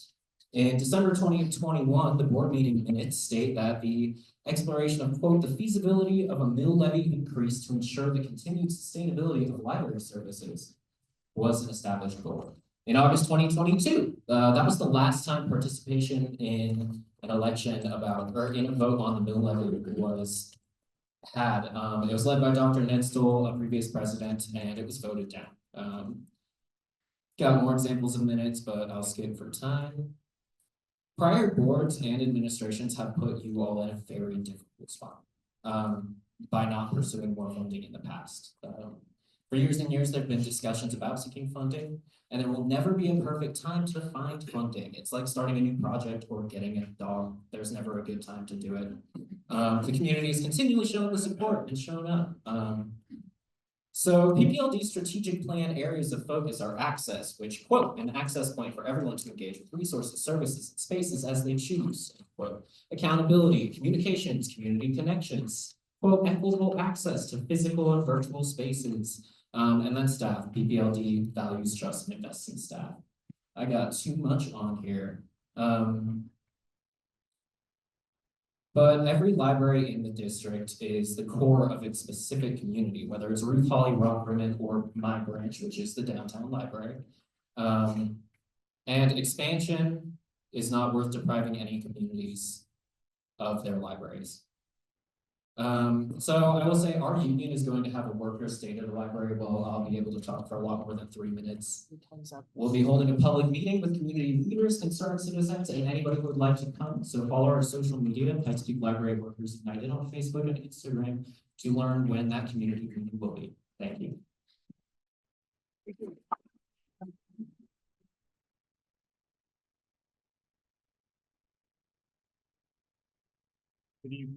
Good evening. I'm Dave Donaldson. I'm a city councilman who represents the northwest part of the city. And so thank you for letting me say a few words here tonight. It's unusual for me to be on this side of the microphone. I'm usually over there where you are. I have a recommendation. I don't know if it was fate or destiny or what, but something made me go and sit right over there. And I wound up sitting next to the manager of the building that the library is in, and right behind Mr. Sabine. And I found out a few things. One is the lease is normally 5 years, but they've offered to do it for just 1 year. So my recommendation, my request is that you take that 1 year lease starting on January 1st of 2025 to the end of the year, and use that as time to find a solution that works for everybody. As you've heard, he's offered to lower the price, $28,000, and cover any water damage that occurs inside the library. And about the water damage that occurred in 23, I can tell you I'm the chair of Colorado Springs Utilities, so we track water rainfall very closely. That was the wettest year, I believe, on record in Colorado Springs. So it's not typical. That's extremely unusual. You know, there was flooding in a lot of places that year. And I know it happened a couple of years in 17 and 18, I think, but the cost was much lower in that year. And again, he has offered to cover that. So I've held town halls, city council town halls in the library. It's kind of an anchor in that neighborhood. And I think what we want, what citizens love, are small neighborly libraries. It really becomes a part of the neighborhood, something that makes that area special. You've heard about the kids that walk over from school and spend time there. It's a very high use library, right? And my understanding is it's number 3 behind East and behind 21C, and it's much smaller, but it has high usage rates. Move it if you need to, but I would recommend, you know, I told my son this once, don't quit that job until you have another one. So don't close this library until we have another place to go to. Right now, it seems the plan is simply to close it. Traffic is not going to get better driving from that area of Rockrimmon over here. It's not. As a city councilman, I can tell you the idea is density. Density is going to mean more cars in the same areas. You've heard a lot of ideas from citizens today. I think we should honor that and give this a little time to play out. I will say, you know, that I met with the head librarian, Tiana. You know, thank you for doing that. Several months ago, I met with 2 board members. And I had no idea that this decision would come this fast. I walked out of there and sent emails to neighborhood organizations saying, take it easy. They're not considering closing this thing this year. This is a decision for 25. I regret having done that if the decision is going to be made tonight. And I can tell you as a city councilman, I didn't really understand what was going to happen here tonight. I didn't understand there was going to be a vote on the lease and essentially to close the library starting January 1st.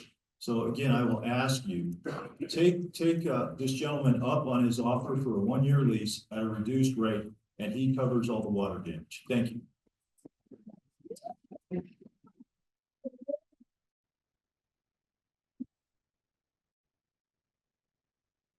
Hi, I'm Melanie Reynolds, and I want to tell you all a story that I'm sure has been repeated in our community time and time again. I'm a daughter, I'm a mom, I'm a wife, I've been a volunteer, I'm a book reviewer, I am a lover of books, and I am a lover of Rock Rimmon Library.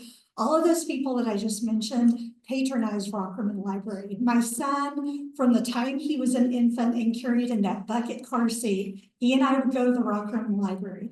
He participated in toddler time, in Pause to Read, of course, in the summer reading program for 15 years. He's 22 now.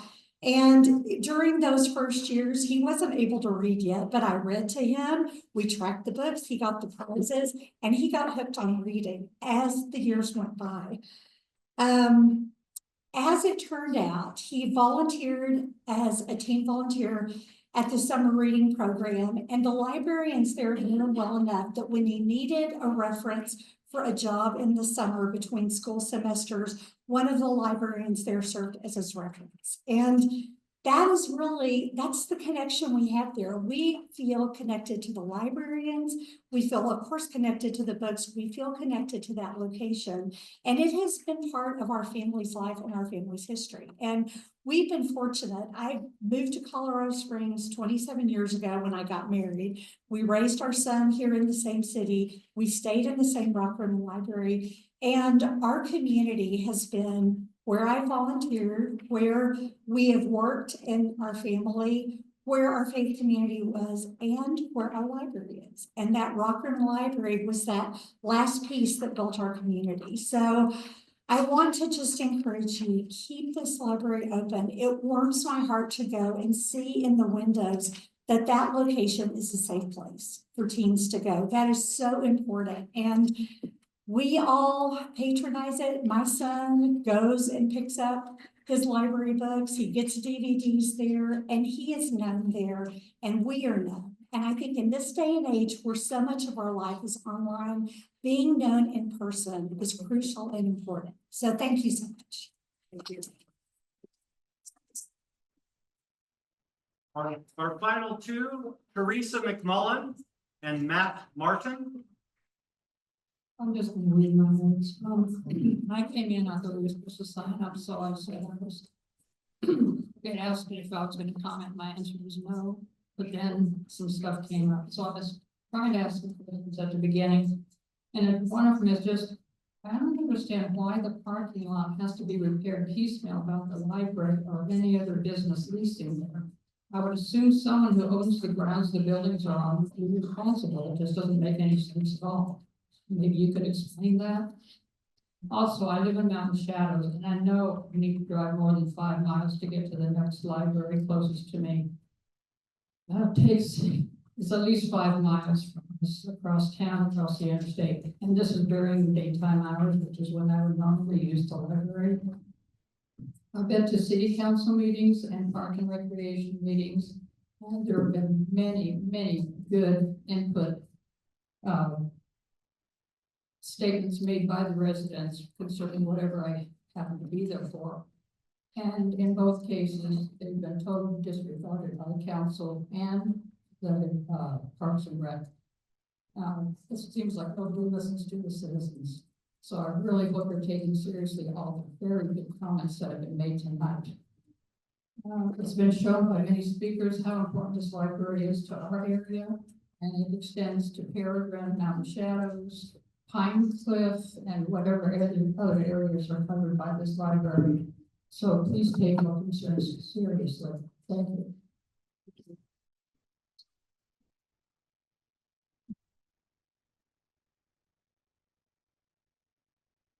Alrighty, well, I'm Matt Martin, apparently I'm the last one here. Yeah, there's been so much good stuff said. You know, I'm approaching, I've got a 4-year-old and a 7-year-old. A 4-year-old is just on the cusp of reading. He just got his first library card. You check out books about cars all the time because he loves cars. Our 7-year-old goes to the mathnasium that's in the same area, and we'll spend a lot of time at the library, you know, while the 7-year-old's at mathnasium. We live in Golden Hills, which is one of the Rock Rimmon HOAs.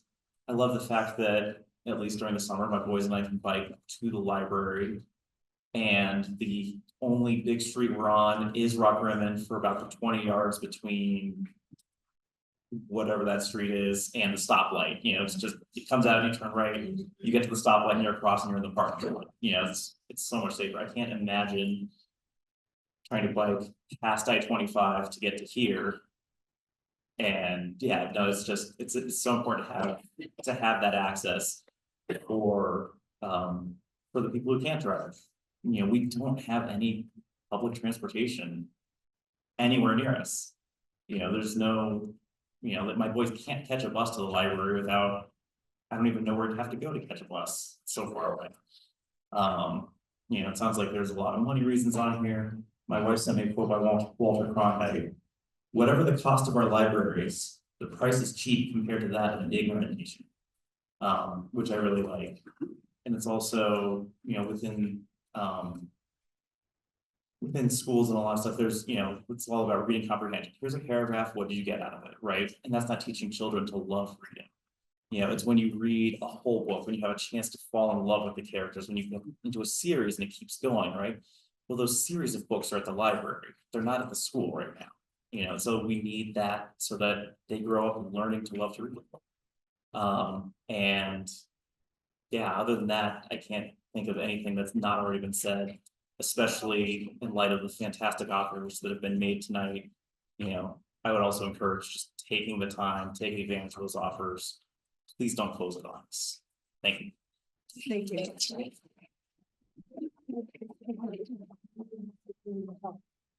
That's an excellent question. Who else here is willing to help raise money if the money's the issue?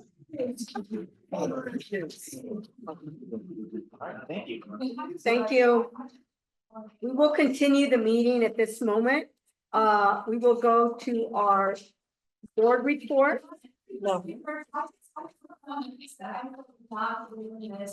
Everyone was great speaking on Rockland, just for put it out. I also, my boys grew up in Rockland, I love the Rockland library. With that said, Route following, it is next to Midland High School, that already has the lowest graduation rate in Colorado Springs at 58%. It has a disproportionate number of people of color, lower income, lower insurance rates, higher asthma rates, lower life expectancy. We cannot compound the issues that are already existing in an area that needs more resources with lack of resources. It is unacceptable.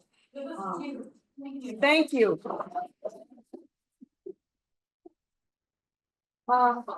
Governance Committee, do you have anything to report on? Are we losing the agenda around? No, No. it's moved up as the item A. I'm sorry. Yeah, we moved up to I-9, so board reports. Governance? Yeah, so governance did meet. You want to use the Oh, mic? Congratulations. thank you. I'll try to hold it close enough.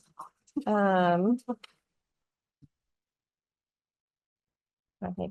Yeah, governance did meet. We mostly went over applications for board members and talked about the process for that and getting that ball rolling through the end of the year. Most of our other business was deferred until November, but we did briefly talk about reviewing some board of trustees policies and things like that from the manual, but nothing super exciting beyond that. So, Thank you. Anybody else? Internal affairs. Internal Affairs met last week. We ended up moving our meeting from the normally scheduled week and time to last week to provide more time since we're going to be discussing the facilities master plan. We had a handful of folks that came out, only one public comment. But we talked about not only the implications of the flat funding levels that we have and how that might impact our current branch SWAT. We also talked about some of the future looking pieces as far as the unstaffed models and some other kind of future looking opportunities that will help increase access to our communities in some strategic ways.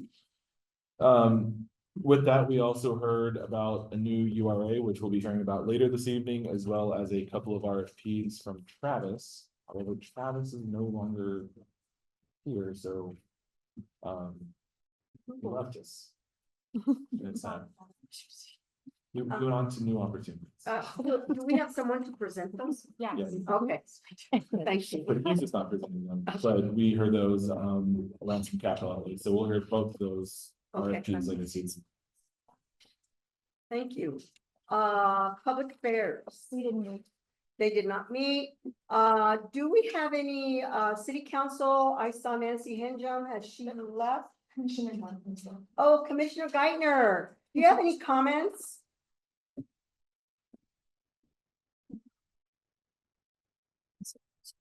Yes, good evening. It's so good to see you all. I know there's a lot of people here who are familiar with me, so I'm Commissioner Geithner. I'm one of the liaisons to the library board. And I haven't been able to attend one of these in person for a while because I normally have a competing meeting on this evening, which is out at the fairgrounds, which is a very long drive between the two. So I'm not always able to be here in person, but I thought I would come this evening. I assume this would be a busy meeting. And I'd like to just share a little bit of my perspective on this topic. I always appreciate seeing so many people engaged in this process. I have a story that is not unlike many of the people in this room.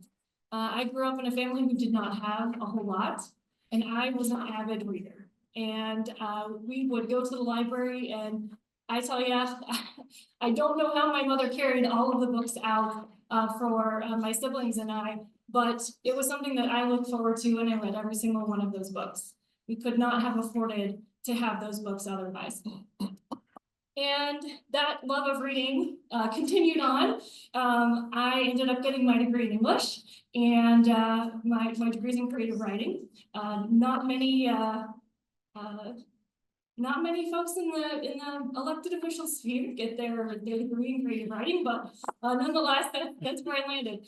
And that was very important to me. I also taught high school for a period of time, and I have seen how important it is for books in the lives of kids.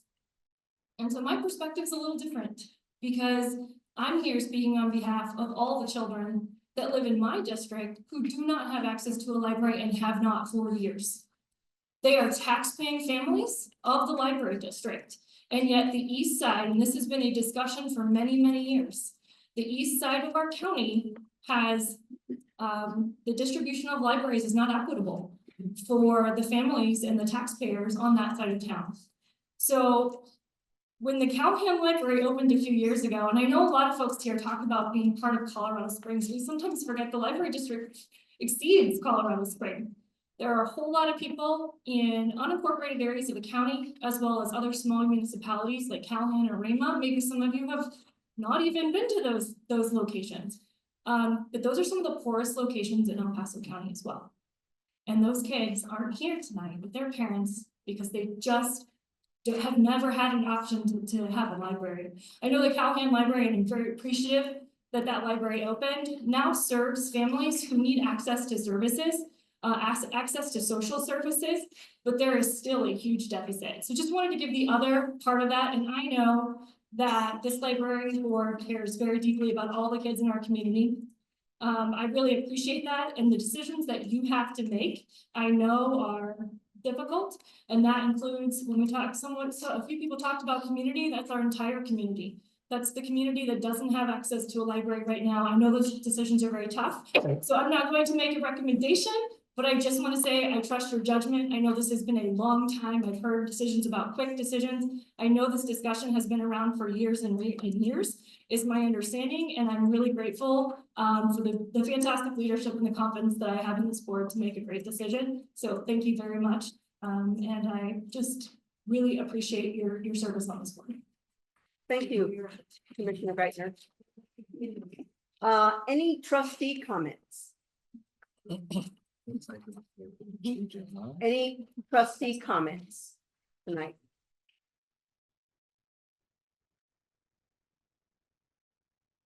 Okay. I don't have a comment. I was just pointing that we already had a mic, so we need to go on that. Oh, okay. Thank you for making me smile. Thank you, Eric. Okay, we'll move forward. The Friends of the Pikes Peak Library District. I know someone is here to tell us a little bit more what they're doing.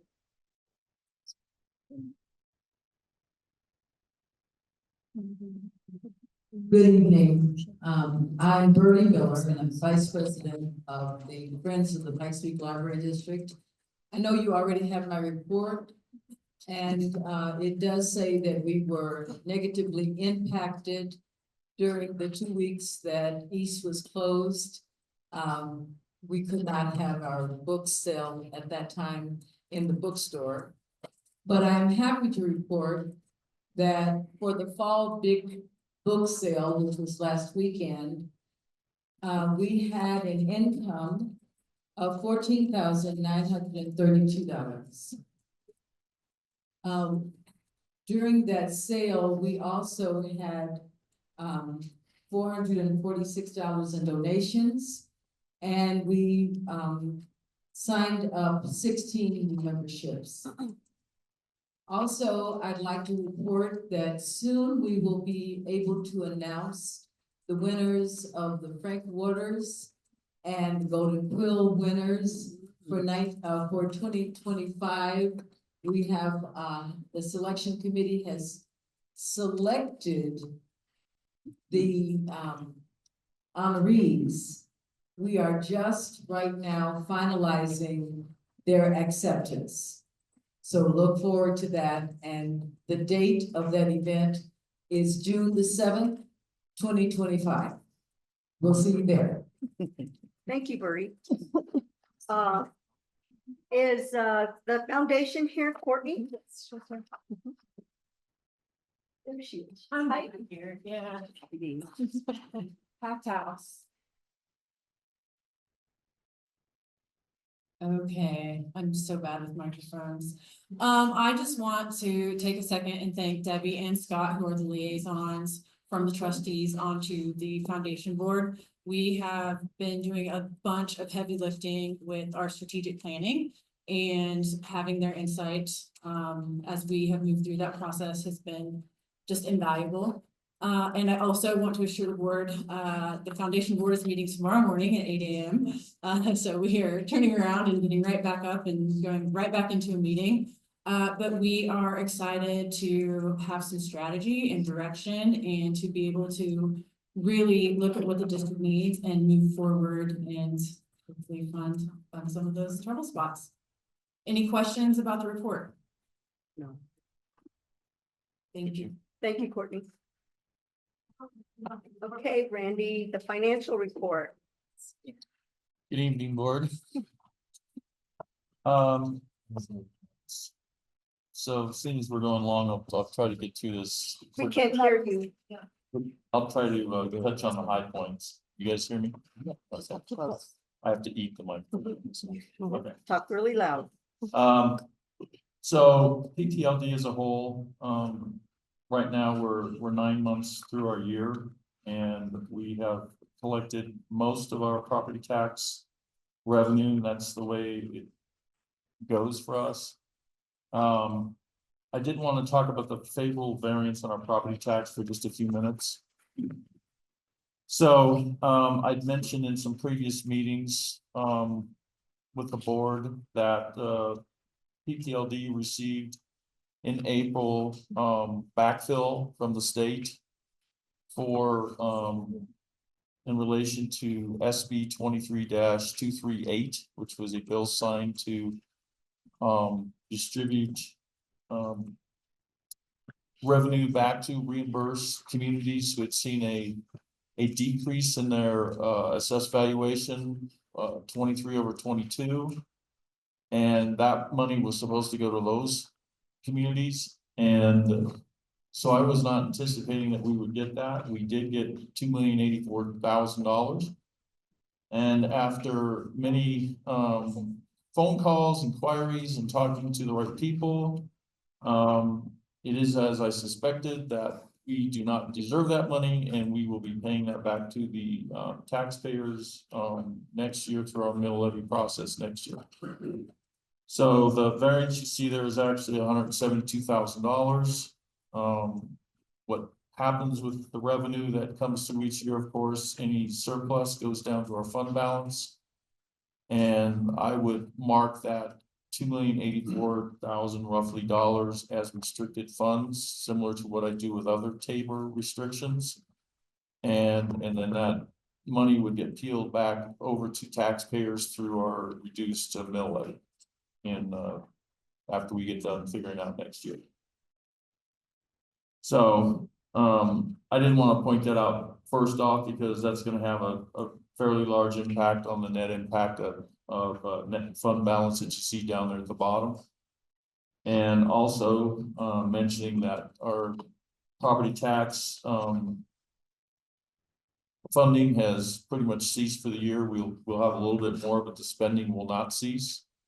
We roughly are, estimating that we'll have a average monthly spend of 3,039,000 or 139,000. So, while that looks like a big number right now, it should diminish quite a bit in the next 3 months. We of course have a budget for set number of heads, and our HR group has really had a struggle since COVID, even before that, but it really ramped up from COVID forward, that just filling the spots that we need to have filled to keep our libraries fully manned the way they should be has been a huge challenge.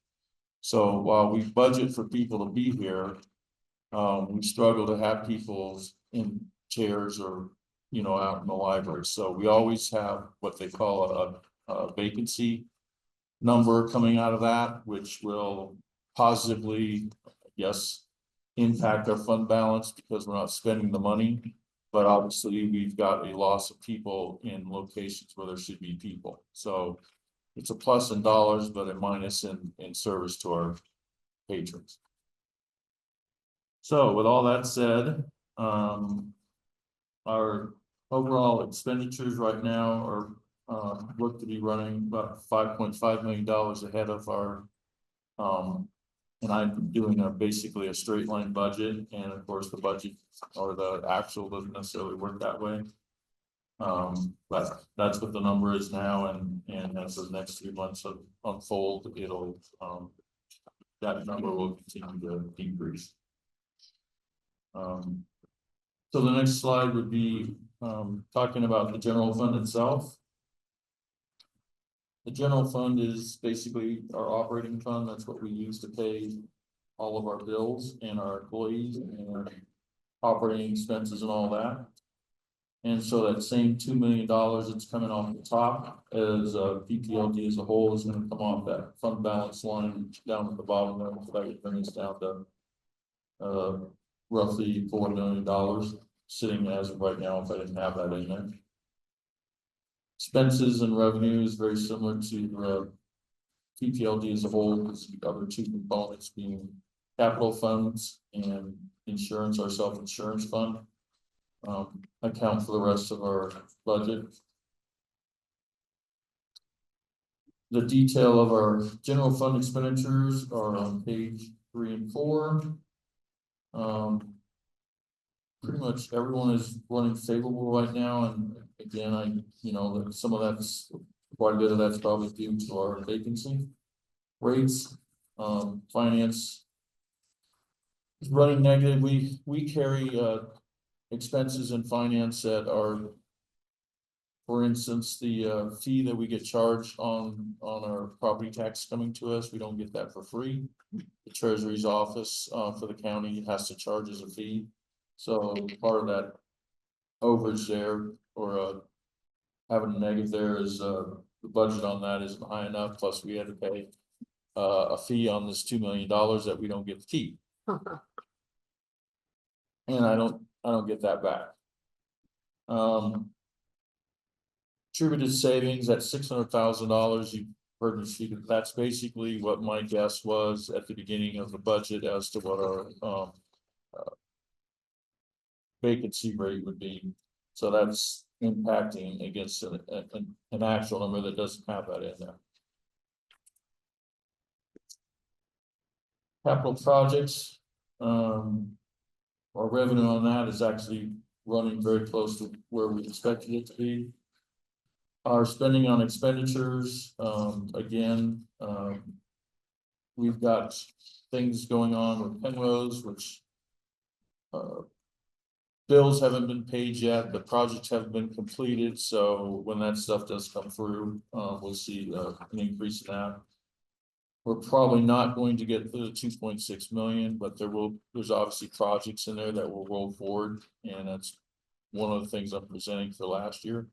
We always, because it's our capital funds are multi-year, we always have dollars roll forward so they can finish the work they started the previous year. And then our self-insurance fund, again, revenues are running very close to where I expected them to be. And our expenses are also.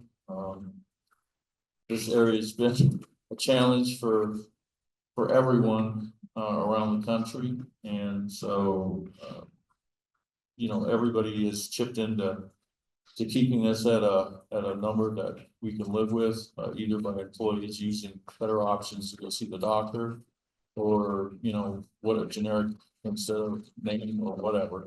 But it adds up, and so that's actually good that is holding its own.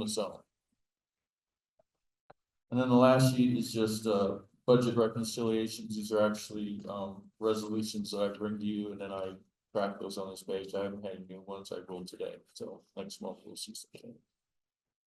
Any questions? Any questions?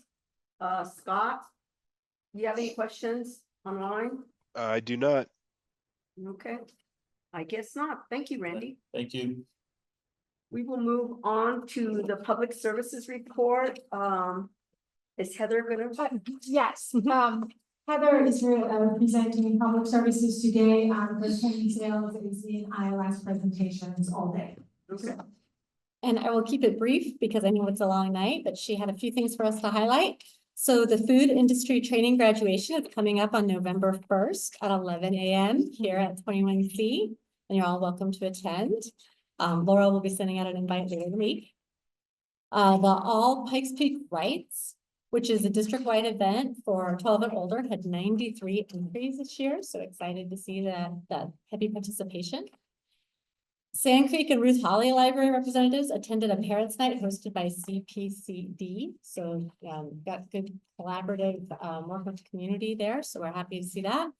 And then lastly, there was a job fair where the HR team partnered with our hiring managers that had vacancies, as Randy mentioned, to do a hiring fair here at the library. We had 130 candidates turn out who were interested in positions here at the library. So we'll see what that looks like as far as getting them processed and hired and things like that. But we hope that that will help with alleviating some of our vacancy burdens.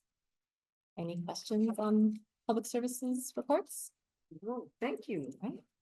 And I invite anyone to come to the culinary graduation. It is always so fun, and the food is always so good.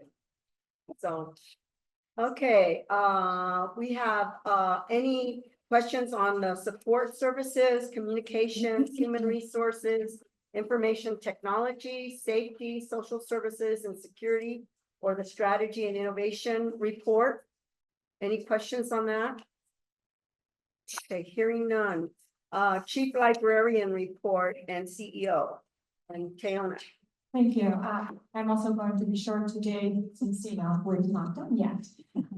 So I want to take this opportunity and thank Wendy Green for being such an amazing leader in our finance department, because as he mentioned regarding the $2 million, he was determined to get to the source. And unfortunately, we and El Paso County, we were not eligible to receive those funds. So thank you, Randy, for making sure and asking tough questions. And, you know, just even though it's sad for me that we don't have the money I thought we had. So thank you very much, Randy.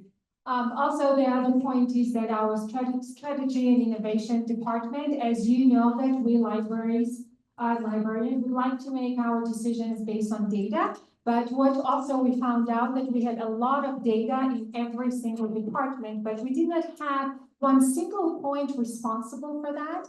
So right now we have that department, and please. the library will close. And their main focus is to actually collect not only our data, but analyze and help us to make the data-driven decisions. It will also be with qualitative data. And I'm sure, Angela, you're happy to hear that because you always have questions about that. Thank you. So that's what's happening. And also PPLD Con went very well. And I want to thank the HR team and Jeremiah and every single staff member who made it happen. It was successful and it was so nice to see so many staff members in this room. I believe it was only a week ago, maybe, I don't know. So again, and also today is the Bosses Day, so I want to take this opportunity and thank the Board of Trustees for their service, for holding me accountable and setting goals for me. So thank you. Thank you. Okay, now we are going to talk about the capital outlay. That's a presentation by Randy Green, and the preliminary budget presentation will be included and be referenced. You have it? Hello. I'll try to do a better job of keeping this microphone right up there to my lips. So the note on the agenda was that this capital outlay budget for 25 would include our 23 actual and estimate for the end of this year, and then basically because of the dollar amount involved, our wish list on things that those in our district that are responsible for identifying capital needs and submitting that to finance for consideration and purchase. Came up with $5.9 million is what, if they had an open checkbook and they could ask for what they need, that's what they'd be asking for, is $5.9 million. Part of that number, and I haven't identified totally what that is, would involve some of the dollars that you've seen on our statements and other places that roll over. So it's not a brand new 5.9 million on top of other numbers you're seeing. Part of that will roll over. I just don't have it identified yet. But it is a hard number. In this package, you probably noticed there was an asterisk next to certain line items. So that was me asking Kim, our controller, to put this together for us to look at tonight. Thanks a lot, Kim. You helped me a lot with that. Priority one is basically the asterisk items. And so I added that up. It's 1.2 million, 47,600. The FMP items are items that were identified in our facility master plan. The only overlap I had between those and the asterisk items was $606. So the total of that is close to $2 million of basically things identified in a facility master plan that they spent a lot of time identifying problems in the district and things that need to be addressed. And then our own staff, of course, is identifying things that are basically red hot or need attention sooner than later. So that's the gap. Currently, we don't have dollars available after addressing needs over on the operating budget and our self-insurance fund, what we anticipate our cost for next year will be to fund any of that. Obviously, if every year when we go through our audit, I hope that we're going to beat our budget, and we have done that the last couple of years. And again, a lot of that was due to vacancy. It's obviously not a sustainable form of funding your capital. It's not having people in seats that should be there, but that's kind of the situation we're in. So keep that dead horse. So I'm not going to go through all the detail because obviously there's quite a few pages here, and all of you have seen this list before and kind of pinpoint. And I've on purpose separated this by location just as a note, if you go to our financial statements are not separated by location per se, they're separated by 4 separate funds. And so I have to kind of reconcile those two before we get through the whole process, but it does make it easier for, I think, you guys to look at this if it's by location. And then I included, you've all seen the preliminary balanced budget document that was presented on September 27th. So I did include that in this as a reference point. None of the numbers on that document that was presented that have been changed for any of this capital. So November 20th, this will be much more locked into what I'm actually going to be presenting the first week of December. And I kind of mentioned I have to work through mill levy calculations still to finalize that for several reasons. One, I'll hopefully have the final assessed valuation shortly after we have the board meeting. So I've just got to continue working on this until we sit down on, I think it's the 5th or 4th or 5th of December to get it to the point where we can make a recommendation. That's about all I thought I would say on this particular document. Thank you. And so just to be really explicit, how much do we have in the preliminary budget put towards capital for next year? 0 new money. 0 new money, and we'll have some rollover from this year. Yeah, we'll have rollover from this year, and basically, if it's in this year's budget, when we close the year, that number always falls to fund balance. So it's not like I'm asking for new money. It's just pulling it out of fund balance into the next year so they can finish their work. For instance, we've got coming up tonight, basically finalizing doing the final rollover for 23 to 24, which we're in right now, but we just closed our fiscal year through audit the end of July. And so there's a rollover there of about $2.7 million in addition to what you authorized last year. And we were able to fund about $2.7 million last year. So we had no funding the year before that, 2.7 last year, and we're looking at 0 this year. To meet the needs of operating and also a note on why capital is not getting the money again. Just to make a black budget or break even. Operations, the library side of things has really cut deep in the last 2-3 years. And there's really nothing more there to cut. Not at least deep enough to cover that kind of bill.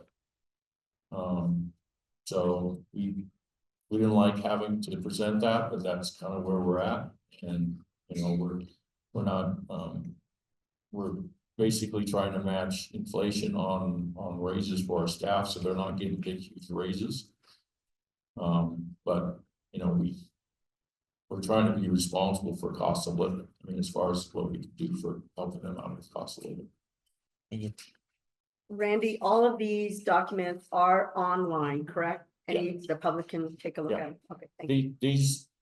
This whole batch of information I've got in front of me is in an app. Okay. And then it's also the preliminary balanced budget has been online since September 27th. Okay. So, but it's online again in this one. Okay. Just want to make sure that everybody knows. Thank you. Yeah. Any questions, anyone?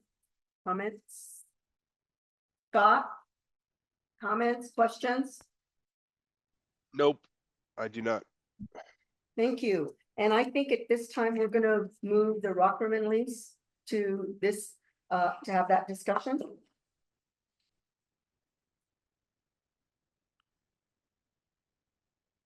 And before we get started on that, I have a statement I would like to make.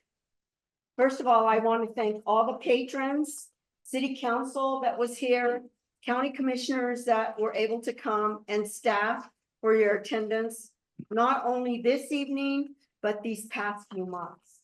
Thank you, Morals.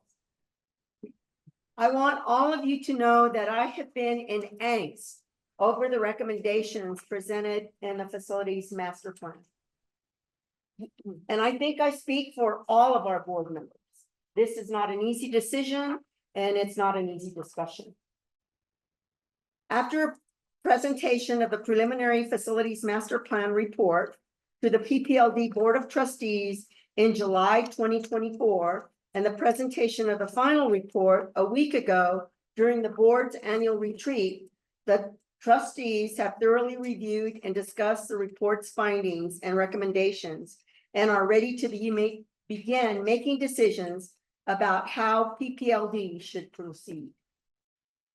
Sustainability of the library district is the board's #1 priority. We want to ensure the district is available and capable of serving the nearly 700,000 plus residents within its service area in El Paso County. We are facing some difficult realities. The district has $1.2 million per year in deferred maintenance, 20.7 million for 20 years. Then that comes from the facilities master plan that we need to address to keep our facilities operational and safe for the public. There is no room in the tight budget that fuels the library each year for these projects. Like many businesses across post-COVID, PPLD is still suffering from staffing shortages due to retirements, new working options, and the cost of living, as we have heard tonight. Leasing locations is not a financially sustainable as owning, but it takes money to build or to buy and to buy. PPLD is the second largest library district in Colorado, but only receives 30% less funding than the state average for a library district. Compare $51 per capita versus the state average of $74. The amount of money needed to sustain the library is far more than any fundraising could ever solve, as the funds would be needed each year. This is not about balancing a single year's budget. It is about sustaining the district's operations for years to come. Seeking additional funding cannot be implemented overnight. It would take a few years to come to fruition. We need to start making decisions now. We need to find savings and funding now. As we review the recommendations for sustainable operations without additional funding, which is scenario 1 from the facilities master plan, the board started analyzing the impact of the suggested library closures. It considered the district's library locations and the communities they serve. Rock Rimmon, which opened in 1989, was one of the suggested closures. Research into this option revealed that this is not the first time this library was flagged for closure. In 2014, the then Board of Trustees considered closing this location. However, the departure of the chief librarian and the following 18-month search for replacement put any actions toward that on hold. As the trustees have examined Rock Rimmon Library, they realize there are multiple libraries within less than 6 driving miles from Rock Rimmon Library location. 21C is less than 5 miles away. East is a little over 6 miles away. The lease on the Rock Rimmon Library is roughly $242,000 per year, the most expensive lease in the district library. There have been problems with flooding during heavy rains, and the PPLD has had to bear that cost. There was a sinkhole, as presented earlier, where the book drop was located, and that was an unsafe area. While the property owner has recently offered to lower the rent and take care of any future costs due to flooding or sinkholes, this effort does not begin to erase any of the financial issues the library district is facing. Closing Rock Rimmon Library would allow the following. An immediate savings of $242,000, which could help support numerous capital improvements that are needed across the district in 2025. A savings of $25,000 in utilities and interior maintenance. The staff of 10 employees would be retained and relocated to other library locations, which would begin to solve the issues of overworked staff and increase staff morale.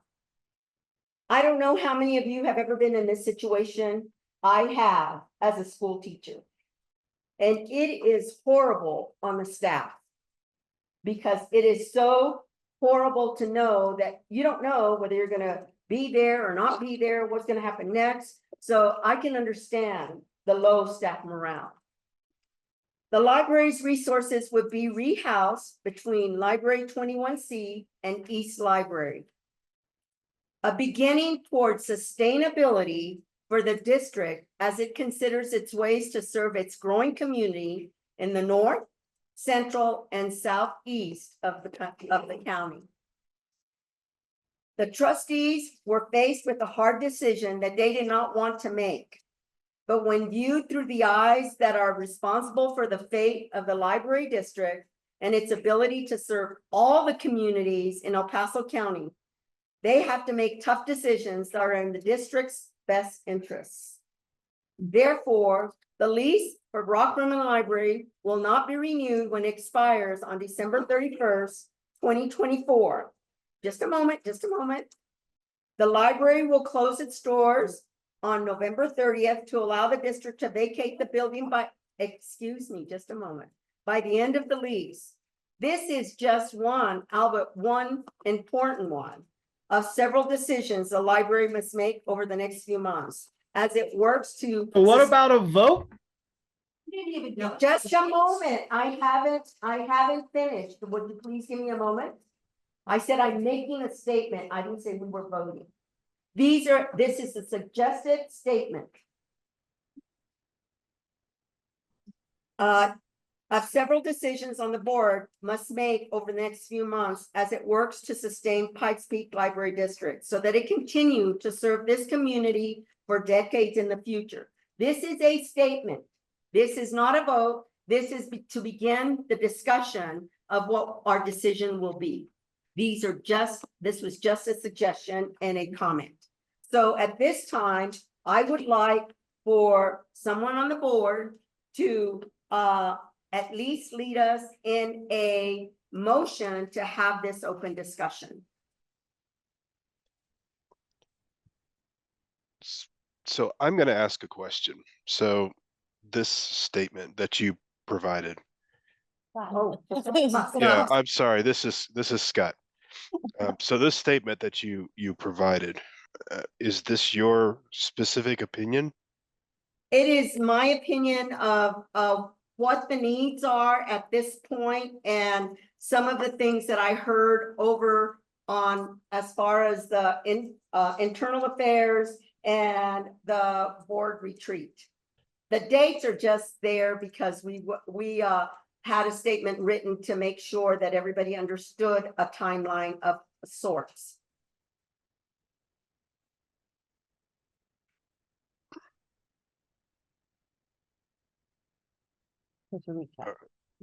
Yeah. So how do you want to proceed? Do you want a motion on the floor to either close to renew or not renew the lease and then discuss it? Or do you want a motion to discuss it and then a motion to vote? Either way, we need to have discussion. Correct. Right? So either, and anything can happen.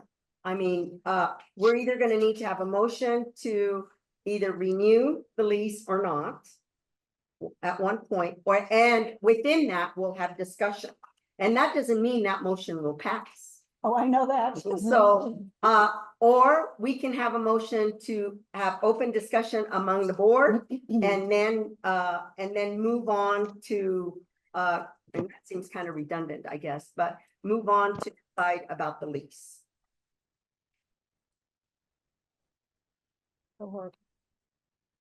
I move that the Pikes Peak Library District Board of Trustees non-renew the lease for the Rock Rimmon Library. Do I get a second from anyone? I'll second. Okay, so we have a motion on the floor to not renew the lease, and we have a second. Now we will have discussion before the vote. Go ahead. Okay. So, there's a lot to recap and all of that, and thank you for doing a lot of that in your statement. However, I disagree with your conclusion. And so I'd like to recap some other things. One is that the facilities master plan provided 3 options. One was closure of branches within 3 years. Option 2 was to look for increased funding. And option 3 was to look for super increased funding. I think that when the preliminary budget came out with no possibility of balancing the budget and including capital expenditures, all of us were taken aback. All of us knew that the situation had been increasingly dire. But when you sit there and look at those numbers for the first time, you immediately go to option 1, seems to be what happened. And 3 years went by the wayside, and it was because the lease is coming up, and I understand that, that we need to do something now. However, I think that there is a process that needs to play out with this, and there are options that have been presented earlier than tonight and tonight that might allow for us to buy at least a year's time to see if it really has to be closure of bridges in order to start serving people on the east side of town. I've been on this board, and Scott, longer than anyone else in this room. And we have had this discussion and been frustrated by the lack of being able to serve people out east for many years. So I get that frustration, and I understand Commissioner Geisner's frustration with her constituents not being able to be served too. However, what I have issues with is that this has, because because we're moving on this so quickly, a lot of this discussion has turned into pitting one side of town against another, and I do not like that. We are not that kind of a board. We care about all of the constituents, and that means the ones on the west side too. I think that if we took a pause for a year, if we could negotiate a 1-year lease, and I think it would be absolutely essential that we not bear any costs of flooding or water damage in that facility. And it may be that after we study the options and we have the community's involvement in that we come to the conclusion that, yeah, you know what, it just doesn't make sense. But I also would like during that year to look at how could we begin to start serving people on the east side of town, whether it's kiosks or unstaffed facilities or a place for people to pick up their holds and drop off their returns. And I'll tell you, when Rock Rimmon first opened, it wasn't open 6 days a week. I know, it was closed on Mondays because every Monday I started to go to the library and it wasn't open. So I do think there are options to look at for maybe something some days over here, maybe something some days over here.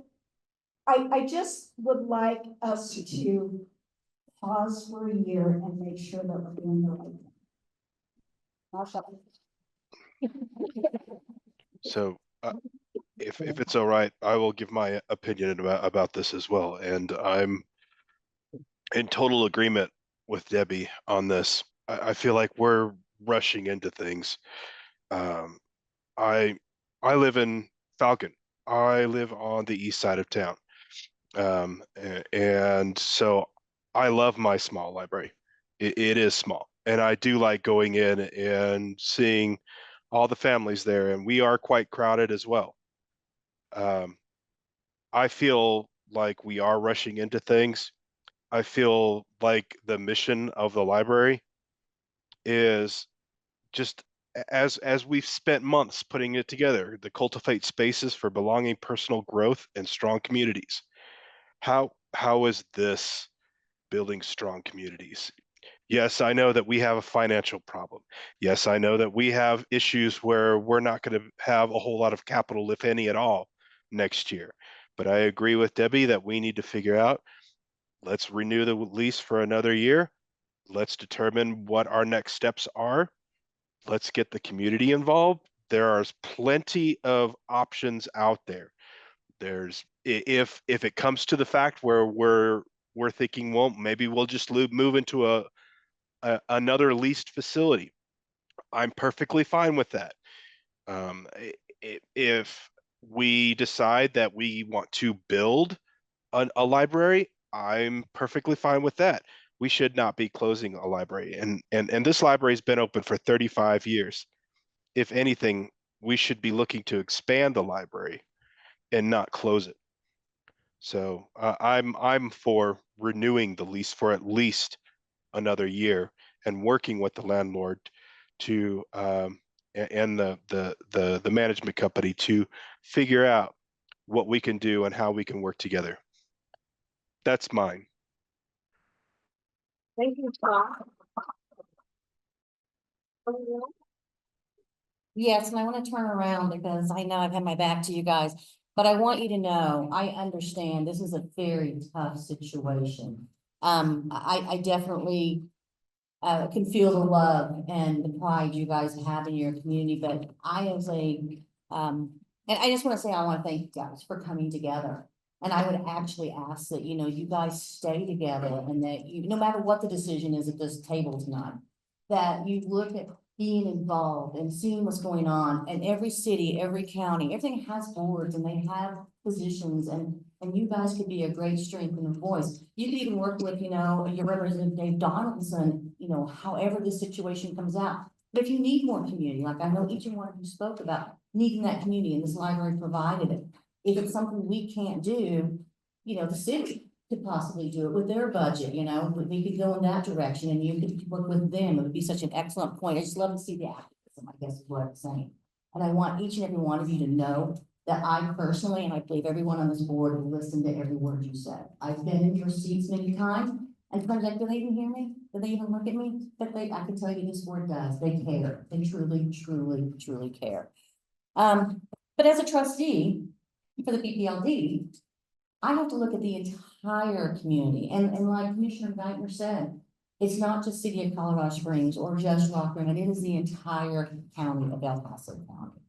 And when you look at that, and you look at the mounting debt, and you look at the maintenance that's going on, and you look at ability, and I appreciate, you know, you gave a 10% discount, that it came, you know, negotiating on leases. You know, those conversations have been going on. People know we've been through for 20 years. We would have loved to maybe even had more to help, but buildings get older. What happens? Yeah, he might take care of the flood, but what if the roof falls in? What if different things? You know, we have triple net here. There's a lot of contracts and a lot of laws and a lot of rules going on in that area. So, you know, whatever the decision is tonight, right decisions are hard.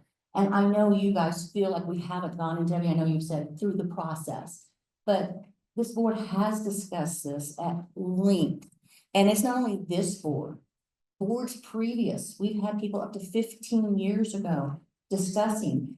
And it's, you know, when you add 2 and 2, it keeps making 4, forever and ever.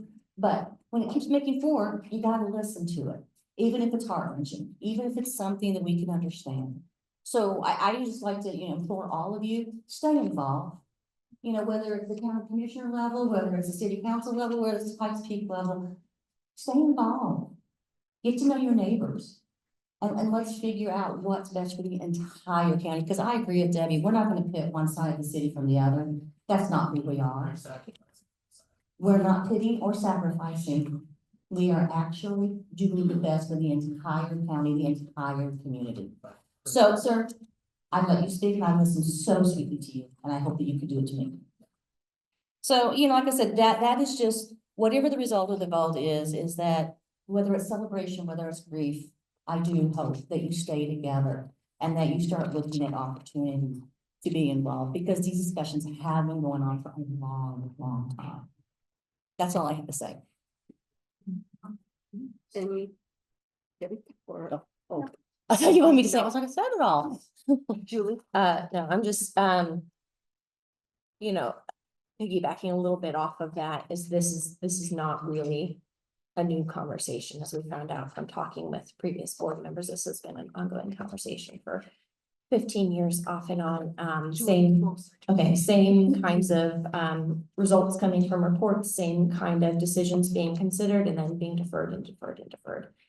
And I think deferring it for another year is a disservice because it's already been deferred for over a decade. We really need to look at this situation and what PPLD's full scope of responsibility is. This isn't really so much a decision about Rockrimmon, although it is, it's really a systemic decision. Are we making sure the whole system is sustainable for years to come? And that people continue to have access to libraries in El Paso County. Altogether, we need to be sustainable. I think there are 4 factors or 4 issues at play at least that we're looking at. Some of it is budget. We do have a very tight budget and it's looking to be tighter. And there's with that, I know we had discussed you know, things that we could do with that $2 million that we had to get back and pay penalties on. That was added more stress to an already stressed budget. You know, we have to consider, is it a wise financial decision to continue investing budgetary resources? I think at the data, the answer currently is no. We look at staffing shortages. We're very overstretched with staff between locations. We have been trying to fill positions and we're still very overstretched. There's a lot of strain on the staff, and deferring for another year and continuing with this facility does not solve the staffing issue. We're still just having a lot of pressure on staff, and that would just continue for another year. So I think, again, looking at the staffing and the long-term issues with that and the negative impact on the community, on staff morale, I think, again, the answer is no, that's not a wise decision to continue deferring this. Facilities maintenance and safety issues, we've seen that in the reports with the sinkhole, potentially more issues with future sinkholes or future issues there. So we have a facilities maintenance issue, and how is that going to affect our patrons, our collection, our staff, and continuing their safety? I don't think this location is something that we can have confidence in, that it's continuing to stay safe and in a well-maintained state. So again, I think in terms of the wisdom of deferring this situation, I think the answer is no. And then there's strategic placement of facilities. And I agree, we definitely don't want different communities pitted against each other. I don't think that's something that we want to see happen between people. I do think we do need to think about the strategic placement of our facilities throughout the district, however, to make sure that we're having an equal spread of facilities so that all our communities are served properly. And Rockrimmon is one piece of that puzzle. Again, looking at the strategic placement of libraries throughout the district to make sure we have equal coverage. Continuing in this location, is it wise or not? I think the answer is no. So that is my thought on that. I think continuing to defer for another year after 15 years deferral is a disservice to the staff, to the library system, and to the community, and deferring hope when the same decision will really have to be considered in here. So. Now me? Yes, yes, Erin. Thank you. I just wanted to say one thing about what you just said, Julie, that deferring hope thing just hit home with me. I've been thinking about a lot, you know, when was listening to what you were saying, Debbie, about my heart is sort of with you where you were saying, oh, let's, wait a year. That, it speaks to me, but then I go to the numbers and to the stats and to the information that we've gathered and go, another year is just kicking the can down the road. It's just pushing it out a little longer for those staff members who are waiting to find out what's gonna happen, where they'll go, what's gonna, the morale's low, we know this. I talked to Dora about this the other day, kind of at length about those staff members, and I hadn't even thought about that aspect of it. About how they would be waiting to find out their fate, essentially. Not that they're, their fate in the way of where they're going to be. Those things are important to me. And, like Angela said, and like Commissioner Geithner said earlier, this board's duty is to serve this entire community, not just one section of it. Of course, it's all, the whole community is important to me, but I think that it's really important for us to consider across the board, across all of PPLD, what things look like in a year, what they look like in 5 years. And pushing this out just another year, though I'm the type of person who loves to compromise and goes, okay, that seems like a really good compromise. It actually, I think, just prolongs this. This will be the same place we are next year at the same time, coming back to the same decision. I believe that this community will feel the same way next year. I believe that we'll probably have the same information, if not worse, for us looking at the budget being so tight next year. So those are my thoughts on some of the things that have come up and been talked about tonight. And Dora, I thought your statement was actually really on point. I wasn't sure what you were gonna say this evening, but it was, I hope gives this room and everyone listening and everyone out there some of the information that we've been looking at for a long time now. And as we found out very recently, many board members for many years have been looking at it. So that's why Aaron, I guess you're up.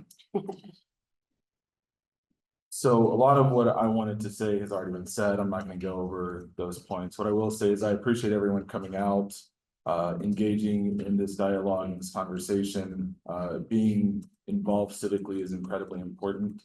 And I appreciate the fact that all of you took time out of your evening to come here and fight for what you believe in, fight for what you believe is right for your community. And I appreciate that. I'm not gonna go and go over a lot of the talking points that have already been said. I'm gonna share a quick story with you. I had my committee meeting where we talked about the facilities master plan at 8 a.m. on Tuesday morning of last week. At 11 o'clock that morning, I have a friend who runs a small business in the exact same strip mall. She called me and said, hey, word's getting around, and the question that I just got brought to me was, what happens to our rent? Are they gonna offer us the same rent abatement that the library district is getting? And no one has talked to them about the same rent abatement. With that, and I appreciate the offer of helping cover flood costs and the mitigation costs. The problem is, for me, we have small businesses that are in that strip mall. And so what we're doing as the library district, we're asking them to help cover and subsidize our costs from those repairs. And so it is a disservice to those small businesses to ask them to help to continue to cover those costs when we're not having to pay them, just because we're trying to get a good deal for us. And so there's a lot of things to consider here. There's a lot of information that's out there. And I think we've hit most of the high level points. So, thank you. I say one more thing. Yes, definitely. I just want to address the question of deferring the decision for a year and then doing the same thing. That's not my point. I think that giving ourselves a year to explore options also means that we might, in a year's time, come to different conclusions. Courtney mentioned that, the foundation is looking at how they can best help cover things that the library is unable to pay for, and part of that discussion was capital improvements. Now, we didn't talk numbers, and we didn't, the board meets tomorrow to keep, but there are things going on. We just had a hiring fair. We may have more staff. We may have another hiring fair. I don't know. Maybe we have, a year is enough time to at least explore other things and see if we reach a different conclusion. That's what I wanted to clarify. Do you have another comment? Aaron? So one thing that I just want to state is, I understand your position, Debbie. This isn't an easy decision. This isn't something that any of us looking forward to, knowing that this decision was coming up back in June, when we first got the draft of the facilities master plan. I think we all ended up with a pit in our stomach, knowing that we were going to have to make some pretty hard decisions coming up.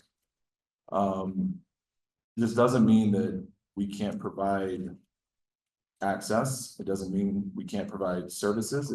There's a lot of options, and the same thing that we're talking about being able to handle on other parts of our district to make sure that we're serving those community members as well as we can. The same thing applies across the board. And so the point, just because we're not renewing this lease doesn't mean we don't have other opportunities that come up. I know Jariah messaged me earlier about some opportunities that might be coming up over in the Integris building, and different things that we can look at. And so this doesn't mean this is there's nothing over there. There are always opportunities depending on, budget depending on the way that the winds are blowing with the economy and everything else that we're dealing with, that this is something that we could still provide in the future. And so a year, 2 years down the road, it may be something that we put back. Not that specific spot, but there's other opportunities that are out there. We're still wanting to provide services. We're still wanting to provide access to those community members. I just don't believe that this is the facility and the means to do that kind of. Anyone else want to make a comment?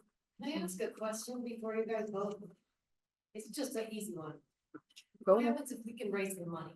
$250,000 is 250 people giving $1,000. I mean, I got $100 right now. And I think we can do that by the end of next month. I don't think at this point we're at that, So that we can have the extra year, so that we can say, okay, what can we do? So we have the time to make that decision. Why haven't you gone for? You know what? excuse me. Hold on. Yeah, Dory, Okay. I think when I say I am looking, and every board of director, trustee here is looking at the whole community. When we hear sacrifice for one another, that's not what any of us have said. And if that's what you've heard, I apologize. Because as PPLD, services will be to the entire county of El Paso County. And those will be decisions that we'll be making forward. That is part of what we are tasked to do, is to make sure. So I understand it's easy to say $250,000. That is just a rent. That is not the full cost. And it's also, again, sometimes you have to do things to move forward to truly find out your opportunities. We've been told over and over again for decades, this has been discussed. Now let's give it a try. Let's move forward and let's see what new opportunities. So I thank you. Okay. So- We need more money. Excuse me, we have looked, I think that you heard earlier that we had considered, and I believe Jacob brought it up, on going towards either detailing or a mill levy. At that point, we came out of COVID, and it was not a good time for us to go forward. And this year we thought, I know it's never a good time. Well, it sounds like y'all are just trying to decide this by your emotions, and you're not one of. So just, yeah. And not one of you people have stated any facts. Madam Chair, I have more comments. So excuse me, and we're trying to make the best decision possible. And it's like Angela said. When we make a decision, yes, it's awesome that you could raise $250,000, but we have to service all of El Paso County. It's not just one building. So you have to think about that. And we are trying to make the best decision possible. I think, Julie, you have another comment to make? Yeah, I was just wanting to speak to Debbie's comment and clarify. When I'm talking about deferring, I am saying this has been a deferred decision for 15 years. It really has. What disservice is it The doing? same data has come out Excuse me? over and over again. No, excuse me. So it has been. You're being it has very been freaking rolled rude. back, and it has been something that's just been punted down the road. And in terms of whether or not things are gonna change in a year, from what I understand, the projected finances are gonna get progressively tighter over the next several years, from what I understand in terms of facilities maintenance. That depends on, facility owners' decisions, but in terms of the strategic placement of facilities, that's not changing. That's what we're discussing there. In terms of staffing shortages, that's unlikely to be alleviated in here. That's been a chronic problem for a very, very long time. So in that sense, I do think it's a deferral of something that we need to consider. Madam President, may I make a suggestion? We have already had citizens' comments. Thank you very much. And I believe we have a motion on the table. So we need to continue to discuss the motion on the table. Because we have had citizens' comments. Are there any other comments that anyone wants to make before we move forward from the trustees? Anyone else? If not, we're gonna call for the vote, and we can take individual votes. As the councilman from this area of the city, I have one minute to make a statement. Board, what do you think? We should, or should we just move forward? Your call. 1 minute. And I will be timing you. So what I would ask you to consider is that in the future, it sounds to me like you are gonna have to ask the citizens for a mill levy increase, right? For the good of everyone. The highest voting precincts in the city of Colorado Springs surround this library. I know, because I'm elected from there. So you may be cutting off your nose to spite your face. If you close this library, you may alienate a lot of voters who would support a mill levy increase in the future. I ask you to consider that for your actions today.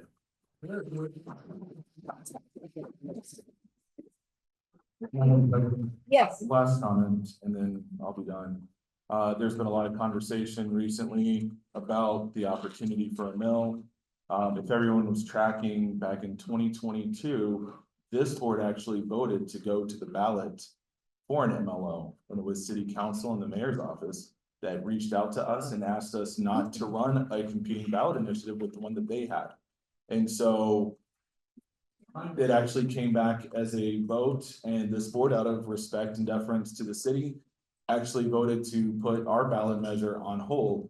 And it has been a progressively difficult situation to get it done since. And so as much as I appreciate the conversations here, it feels a little disingenuous, and I'm looking forward to moving on to the rest of the agenda. Thank you. Okay, thank you. At this point, we will then, Commissioner Geithner, do you have something to say? Thank 1 you. minute. So because I am the liaison to this board, while I appreciate Councilman Donaldson's comments, again, I was a part of being liaison to this board when those discussions happened. And the reality is, if you are and you have watched the ballot initiative and you have seen the polling that comes in, our community is struggling greatly with property tax increases. They are struggling with increases. And even when things is as essential to every resident as roads, go on the ballot, even those are not sometimes approved, because sometimes folks cannot afford it.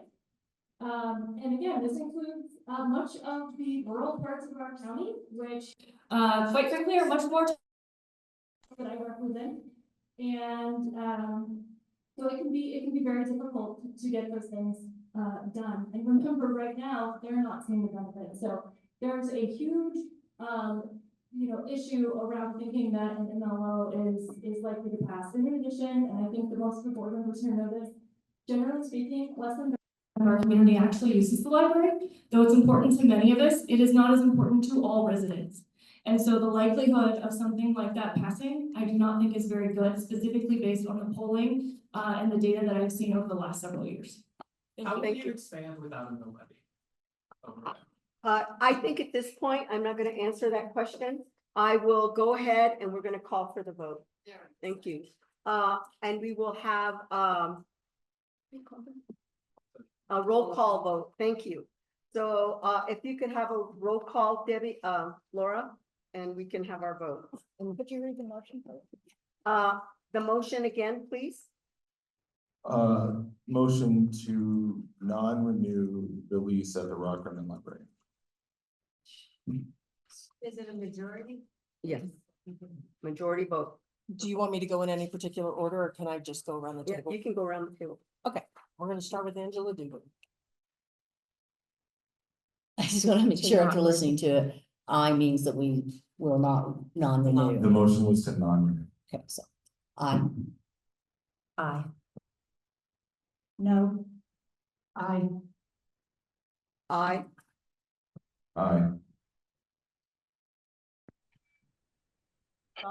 Yeah, not that it matters, but no. So the motion has passed that we will not renew the lease for Rock Rimmon Library.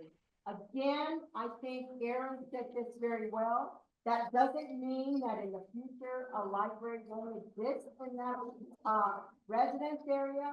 We just need to do this now because of moving. Thank you for closing my library. Shame on you, Aaron. You were raised there. I know it. So. We can still raise the money. So thank you very much for your attendance, and we're gonna move forward. We're gonna go ahead and finish the meeting. We have business items, the consent items. Did anybody have any problems with the minutes from? Loser! No. Excuse me, but if you have another interruption. Loser! I am very sorry. You're being very rude. I'm and this is allowed to be. It's my meetings here in our library. Thank you. I've muted and nobody can unmute themselves. Thank you, Jeremiah. Could you tell They can Scott that? say that? Could you tell Scott that? Can Oh, Scott? yeah. Somebody messages in. Good thinking. Okay. Okay, Thank I you. lost my paper. But I have. Did anyone have any problems with the minutes? If not, that's consent item and we'll move forward. Nope. No problems there. We're gonna go to the unfinished business. Jariah, are you guys in the house for the URA for Bristol and Lowell? You hung around, you hung around. Hung around. Bless you. Hung around. Are we formally introduced? Are we good? Good. Yeah, Okay, okay. Well, thank you, President Gonzalez, members of the board. Really appreciate all your efforts and work that you do for the library. I'm going to spare you going through our presentation for this project, since we did already go through it at the last library meeting. The only thing I'll mention, just as an added reminder, these are for 400 units, 70 to 110% area median income. It is an attainable housing project on the southeast side of downtown, behind the police operations center in the old Gold neighborhood. And thus far, this wasn't the case when we met with you before, but now we've had unanimous support from every taxing entity up until this point. So Board of County Commissioners, school district, Southeastern Water Conservancy District as well, 100% across the board, one no. We do have this item planned to go to City Council this upcoming Tuesday for the final vote. City Council is the final act of creating an urban renewal area, as well as their tax share agreement with the URA for moving forward on this project. So really, this is the last step in place before we do that. Happy to open it up for any questions. We do have Tony Gannett here, who's the developer of this project in the audience. And then I do want to note, in case there is a numbers question, we do have Sarah Dunmeyer with EPS online too, just in case there's any questions about the financials. Happy to answer any questions. Any questions, discussion for Jariah? I think I had everything in the last meeting. No, none? Scott, you have any questions, any comments to make? Oh. Okay, thanks, Jeremiah. No, I don't. No, thanks. Okay, thank you. If not, I think we can go ahead and call for a motion for a vote on the decision of the URA for Bristol Lowell. Can someone make a motion? Go ahead and. I move, I don't know, do we synchronize? I move that the Pikes Peak Library District Board of Trustees approve the URA for Bristol Lowell project. Second. Okay, there's a motion on the floor with a second. Is there any discussion on the URA before we go for the vote? Yeah, I do have a question. So just because I haven't done a URA vote before, it's been, I think I heard discussion on it before I came to the board. So forgive me if it's a silly question, but I'm just trying to understand. So I was looking at, so it said in the, I don't know if it was contract or what I was reading, but in the packet that in the event of a mill levy increase, which obviously we're not going to be doing real soon, but this is a 25-year framework. Then if we had a mill levy increase within that 25 years, 100% from that particular area would go to this URA. Is that correct? Not the mill levy increase, no. No. The mill levy increase would be retained by the library. It would be retained. It would. Okay, so I misunderstood that part of the contract. Okay. Why don't you just do the numbers real quick one more time? What numbers would you like, just as far as what the increment is? Yeah, and the percentage just one more time, because I cannot find mine for some reason. I had it out and I can't. Sure. Give me 1 second here.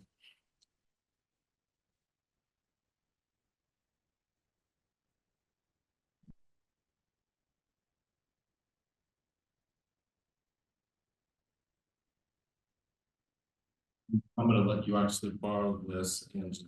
Well, let's go over the AMI. It was, So these are the actual tax numbers. So this is the base that's being collected in the area, and that's the increment that we expect it to generate. right, and then the AMI part for this. Actually, I think other people may have. won. AMI levels are at 70 to 110% AMI. And how many units? Just shy of 400 over 2 bases. It was 100% for the, that's what I thought. Okay, that was the number I was looking for. Right. Sarah chimed in, could answer some questions too, and now has the ability to unmute. I apologize. Oh, thanks, Jeremiah. I appreciate Freezing that. her out along with. Anybody else have any questions or concerns? Comments? If not, I'll go ahead and we'll call for the vote. All those in favor of the URA Bristol Lowell project, signify by saying aye. Aye. All those opposed, same sign. No. And Scott says no for the record. Looks like the project, the motion passed, so that we're moving forward with the URA for Bristol. And I'm really looking forward to that walkway down there, because I have been in that area, and once it's built, I will definitely go walking in that area. I was just seeing the school district 11, 6 students on how to finish that walk. Oh, great. Awesome, That'd be great. awesome. It's still in work. Okay, but I'm looking forward to that. I've driven that area, and it's gonna be a good place to get some work done. Thank you. Thank you for your support. The next thing on the decision or discussion, well, should we go to the decision, right? No, these are all new business. I'm sorry. The discussion is the URA One Bella. And this is just a discussion item. It was presented to the internal affairs, and at this time, Jariah will present, and then we can ask him questions, and then the vote will be taken in November. Yes. Right? That's correct. Just discussion today. I did, just for the board's knowledge, pass out 2 documents that the URA had done up. Everyone else in this board will remember, Aaron, I actually think you were brand new when we did this. Oh, yeah, probably. When we ran a study, a cross impact study with URA, in particular as it relates to the Pikes Peak Library District. And since Angela and Julie are both there with the board, they didn't get a copy of that, so I wanted to be sure to bring one for today. Good bedtime, for later. So for the record, Jariah Walker, Executive Director of the Colorado Springs Urban Renewal Authority. I do want to make a couple notes. We do have David Neville, our legal counsel, in the house today. Sarah Demeyer, of course, the EPS is online. We also have our development team. We have Andy Merritt and Kevin O'Neill in the audience as well.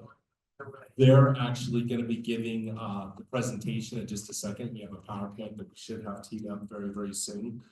Since we did go over all of the numbers in budget committee, we're not going to go through that presentation again either. But again, Wait, you're not gonna go over the numbers of the apartments and the prices of the apartments and all that? oh, we certainly can. I'm going to leave it up to the board. So we've got a presentation from the developer, but we're happy to have Sarah give that formal consultant discussion about all the apartments, et cetera. We can do all that. Some of that data though is already loaded up in their presentation themselves. So I think a lot of those questions will be answered, but if We'll there's do any, this first and then we'll see if we have more questions. yeah, absolutely. If there's anything more, we're happy to do more of that. This is 400 units mixed use project in the southwest area of downtown. So just a little bit east of where the United States Olympic and Paralympic Museum is. We do have earmarked 10% of these units to be at 100% AMI. And then there's also another 12% of these units that are hitting at 103% AMI. We are excited from the urban renewal standpoint with this project because we do believe this is going to bring some added industry to Colorado Springs, and we think it's going to add some added sales tax generation for the city and the county as well.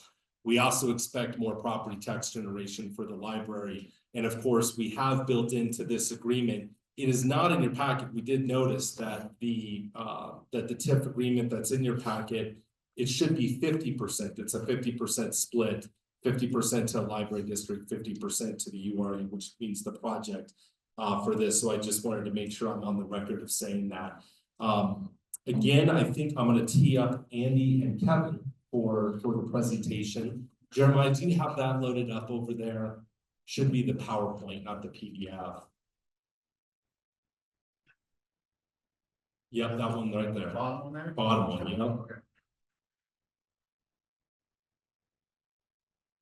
Excellent. And then I'll finish up once they finish their presentation. We'll turn it over now. Gentlemen?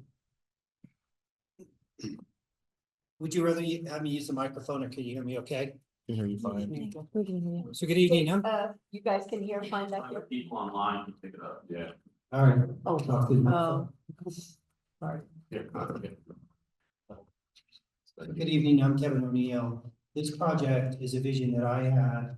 I was born in downtown in Penrose, went to Whitefield, Fountain Fort Carson, lived out on Highway 115, went up to UCCS, lived downtown, lived in the Broadmoor, now I live up north, across from the academy.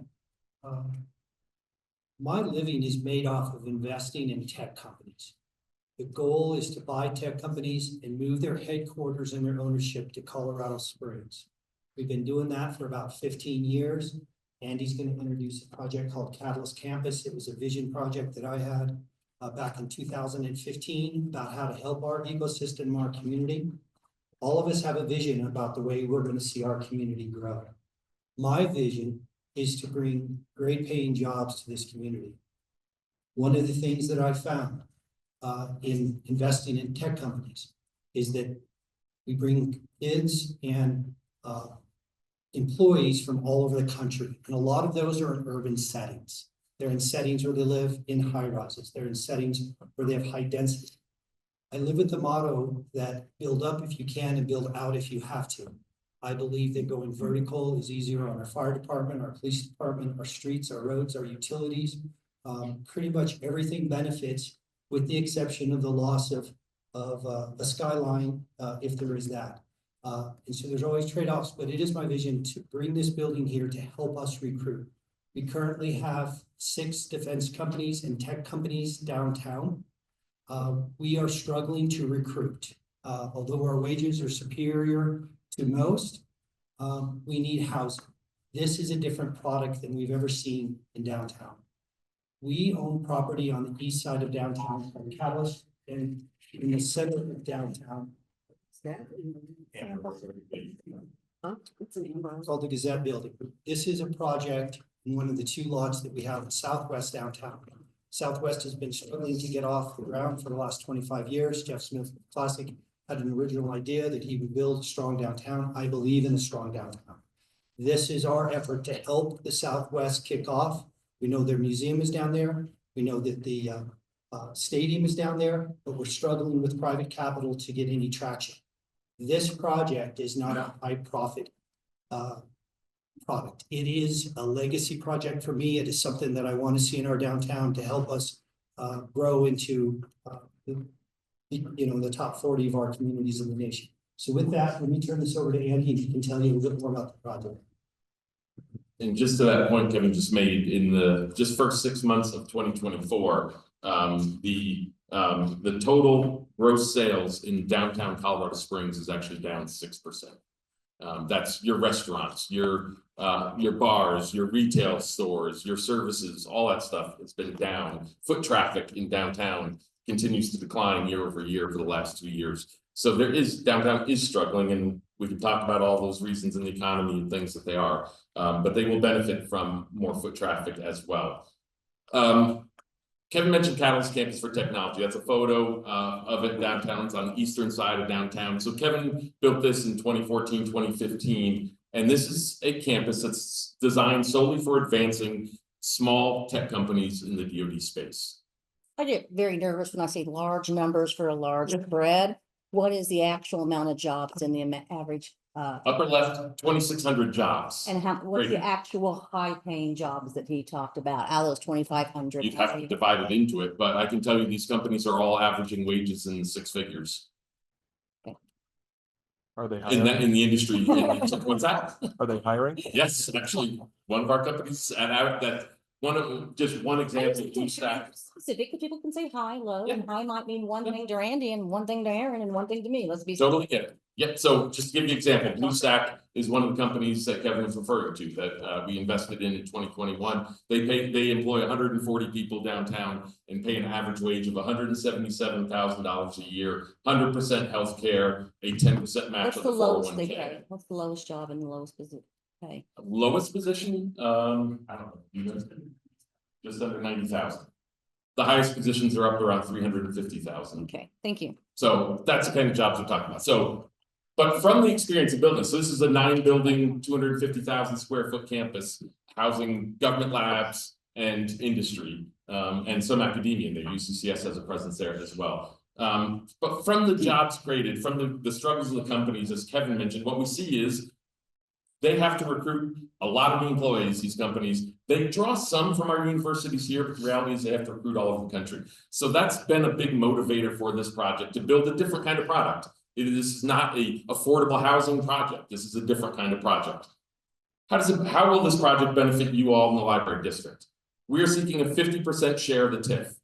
As a reminder, this is property tax that's generated, increment that's generated above what we pay right now. What do we pay right now on that property? $1,605 a year in property tax. I got another question. Yeah. So if you're having such great high paying jobs, and we have the 390 square foot unit at 1,700, I think if you're making 90,000, that'd be something you wouldn't even look at, and he has almost half the project at that cost. Why have such a small with that, if it's going to be. Can I answer that when I get to the slide that shows you the mix of units? Yep. Because and if I don't answer it the way you're looking for, let me know, and I'll dig into it more. But I did plan to address that. But we do realize that 1605, that's just who, if they came, if this were built, those people who come would. No, 1605, that's not much property tax. What we get right now. That's what you get right now, yes. So if we build nothing, then that's. But those you're gonna keep people getting will here. come into the Springs hopefully and live somewhere and pay somewhere. Because if you build this building, those people aren't gonna never come back. It's like, if I don't build this building, these people are never gonna come here. But there are people that we are trying to attract that I'll give you a specific example to your question. So I was in DC earlier this week and I met with 3 gentlemen, one of whom's a former special forces soldier from Colorado, from up in Metro Denver. The other 2 are tech guys in the industry. They are looking to they're doing a new startup company. They have, one of them comes out of Silicon Valley, so they can go anywhere. And they have a real unique market niche that they're building their technology to solve the problem for. And I met with those guys and talked with them. They are all 3 single gentlemen. They would love to locate the company in Colorado, and that's what I was there talking about, putting it on Catalyst campus, hopefully, and bringing them there. They all would need to move here. They all would house here. But they can go to Denver, they can go anywhere in the country, frankly, but if they want to come back to Colorado, they can easily go to Denver, they can go to Boulder, and they can find a whole lot of tech workers there, easier than they can find them down here. Who need these smaller, lower end cost? Well, what they're interested in, so that it's a range of products that we're talking about. So what they're interested in, they're not looking to be single family homeowners. These are folks who are focused, they are entrepreneurs, they're focused on building a company. They want simplicity of living, but they want to have a quality of life. Our building's going to offer a whole range of unit sizes. I don't know what unit size they'll be interested in, but I can tell you, I talked to them about the product. They're not coming to Colorado Springs without a product that meets what they're looking for. The amenity decks that this product has, which I'll show you, is the kind of thing that these guys are attracted to. Otherwise, they can go to Denver and they can find exactly what they live in now in Virginia up in Denver. They can't find that product in Colorado Springs. In the downtown. Those are in Colorado Springs, period. They want to, they There's live also in high-rise amenities in apartment Denver too, which makes a little difference. Yeah, you can go to Denver and you have lots of options for this Yeah. in Denver. But I can tell you, talking to them, they would be very interested in living in this product and if they move to Colorado Springs. So it fills a niche. This product is not everything for everybody. It's a niche product to serve a certain need in this community that does not exist. So if you approve this, the library is going to see $39,000 to $53,000 per year over 23 years for a total of over $1 million that will come to you with this 50-50 split. That's money, again, that if we don't build this project, you're not getting that money. Sorry, it's not going forward. Let me try again. Thank you. Where it's located, just to be clear, it's about 4 blocks from your downtown library. It is a block east of the Olympic Museum. So it is walkable to the library. It is walkable to Widener Field, to the restaurants and the retail on Tejon Street and the surrounding communities. So it's in the center and it's a walkable community, because that is something else a lot of the people that we're trying to attract want, is a walkable community. Some of these folks don't even want to own a car. They want to live in a community where they can walk wherever they want to. Unit mix. So here's the unit mix. As you can see right now, 16% currently projected at 94% AMI, but with a 10% at or below 100%. Another 12.5% of units at 103% AMI. This is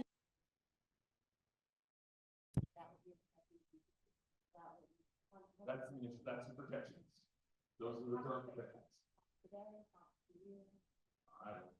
I mean, our partner, Vila, who's our partner in this project, they've built these projects in multiple cities across the United States. So it was a combination of doing a whole lot of market research and studies and figuring out what the market could carry and setting the prices based on that.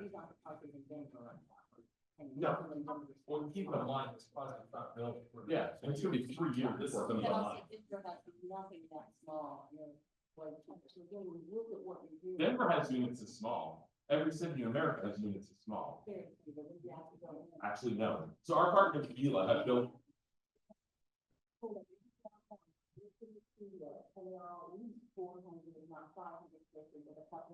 Okay, so we're 390. So we're 390. So I can tell you, Vila are partners, to give you an idea. So downtown Nashville, they built a product, in downtown Nashville, averages 400 to 500 square feet. The studio units are the highest performing units in the product. In Tampa, Florida, they built the product. The studios are the best performing units. They average 406 square feet. In Kansas City, another product, 94 studios. They were all rented within 9 months of opening. They run from 374 to 469 feet. Here in Colorado Springs, they didn't build it, but somebody else built it. A new complex, 22 units, 329 square feet per unit. those units were the first units to completely lease out in the product. And it's their highest performing product. So these kind of units, there is a market for these units. These units are not for everybody, and we're not gonna tell you they're for everybody. They're for a very specific set of people. I just have a. Why? Because what they're gonna get with it is more than just a unit. They're gonna get a product, so we put a lot of, you can see it's very glass centric. Because that helps minimize the visual impact of the product, and it's got very high-end amenity decks. These amenities are available to everybody. There's no differentiation. We really view this as we're creating its own little community, because you're gonna have high-end units, 3-bedroom duplexes. Those are gonna be obviously people making a lot more money. They're gonna be people who own companies, who run companies. They're gonna be interacting with people who are in the beginning of their career, coming out of college, starting in one of these small units, in their first tech job in the industry. That's the kind of people, and that's the mix we want. So there is a variety of shared spaces. There's co-working spaces, spa, workout rooms, so all that kind of stuff designed to draw people out of their apartments and into common spaces. Can I ask? Yes, please. What does a bedroom or any of those 1-bedroom, 2-bedroom, because I looked through all this, but I couldn't see like a picture of what that would look like. I guess I have a Give a real, to rendering. me, you have 300 and something square feet. 390, Okay, what's the number? and 390 when I square feet think is about small. that, some of those are like a hotel room. That's A what little a studio is. Yeah, Yeah, I'm there's studio looking- apartments. I'm thinking, what does that look, I would like to see a picture, I'm very visual. We can send those to you. We're Okay, happy I to send would those to you. love to see a picture of what that's. We can show you different renderings of different Okay. units, what they would look like. So it is a studio apartment, so you're gonna have, you're still gonna have a kitchen, a bathroom, and you're gonna have a bed in there. And they're not big, yes, we know that. But if you go market by market around the country, these small studio apartments are in very high demand. Again, they are people at the beginning of their career. Yes, All I right. will.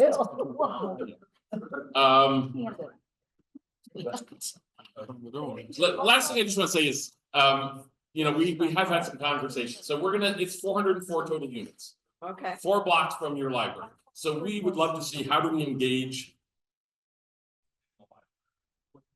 We put up just some ideas, in our welcome packets that we have. Can we have a QR code that ties them, registers them right into the library from the beginning? What if we did a book club out there, we sponsor that the library comes out and does a book club because again, you're gonna have all these common spaces with the goal of drawing people out of units and into an environment where they're interacting with each other and developing relationships. We don't know, your scope of mobile library opportunities. Is there a way to fit that? So don't know what it looks like, but what I wanted to say is we would love to have the conversation with the library district on, is there ways we can get creative about partnering from a complex like that with the library? I don't know what the answer is, but I'd love to have the conversation. I'd love to have that conversation too. Sure, I would love to have it. So, any other questions? Happy to answer anything you have. Yeah, what is you're saying that this is required to attract tech companies, but what's to stop tech companies from seeing this product and then still choosing Denver? They may, and some will do that, absolutely. It doesn't guarantee somebody's coming here.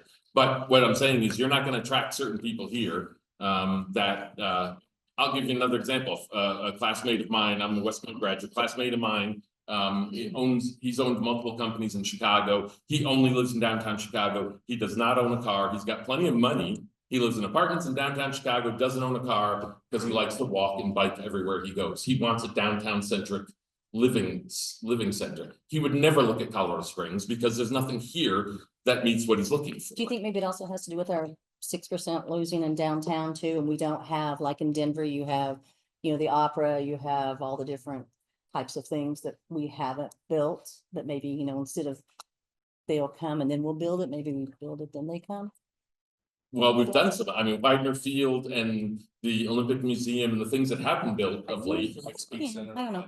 Yeah. I think for downtown, that's exciting to you guys. Well, The question is, like I said, the question is, we're also looking at, basically you're asking us to put in money. I understand you say this doesn't get built, you're not getting any money, so I guess you're gonna make it a park if it doesn't get built. So for 25 years. you're not getting But any we can money. sit on the property, Yeah. certainly. I mean, Absolutely. because you've got to be able to finance, you got to be able to finance the project. But what would happen if you actually just took the library district out? Because we're not really infrastructure, and I mean, I get it, URAs, and this really isn't helping some of the people we've been talking about serving in our community. Can you just take the library out, and let the other areas do it? Because it's not that much money overall. So, and I don't know if you want to address the but-for tax or. I can do that, but you can answer that. Yeah, I'll let you go first and. Yeah, so with all of these projects, so one of the things that we built into this was that attainable piece. That was one of the URA designations of why this even was something that we were looking at. As opposed to them doing all market rate throughout the entire project, we're putting a rubber band around it for that 25 years to ensure some affordability. But you can't do it without taking the URA money from the library. No, in order to do it, we need to put every single bit of those URA dollars into this project. So you can't just say library district, we realize this really. In fact, isn't you. they're still gonna lose, frankly. Yeah, the honest. library, this isn't you. You can't just, I'm just saying legally, can you just say, library, you're not an entity that we're going to actually, we're gonna give you all your URA numbers and we'll just go. So that opens up, let me digress for a little bit and go down a different path. So every project that we bring to you, we vet thoroughly before they even get to this point. This particular project, I think we've been working on for 2+ years. It's been a while, it's been a bit. As the Urban Renewal Authority, and one thing, and I gotta give, if Scott's listening, I gotta give him some kudos here. Scott has made us better. You know, Scott and I, we kind of have a running joke that we're each other's nemesis. But he really caused us to really look at these projects on a case-by-case basis and beat them down behind closed doors before they even get this going. One that we just had, and Aaron had kind of alluded to it, was Project Garnet. And that's through Integris, that's a semiconductor manufacturing facility in Rock Rimmon in the old compact building, or what was the old compact area. That became an urban renewal designation. Actually, Aaron sat on, of course, Academy School District 20, so we went up to them for that vote. But when we were looking through those documents, we didn't need the library money. And instead of saying to the site selection committee and everyone that was pushing things, you already fought to make sure that the library wasn't going to have to be part of that agreement because we didn't need it. I don't need to stand at this microphone and ask for dollars that we don't need. So the library is getting 100% of that project that would not exist without URA designation. And just to give you an idea of what that looks like, just phase 1 is worth $80,000 a year for 25 years to the library district, and phase 2 is worth a little over $60,000 a year, around the $4 million mark. And we were even thinking about, and it was $2,000 per year without the URA. So we're partners. We're not here to just bring something in and say, you know, give us the TIF. We want all the TIF 100%. This board has made our organization better. And this organization has taken pride in the fact that we beat up these numbers before they come to you. So with that, I do think there's some opportunities with Project Garnet where we could actually maybe bond that. We can bond those dollars. We could figure out a way to buy land, give it to the library district. We could redo that agreement. And maybe that gets you to another site for another library.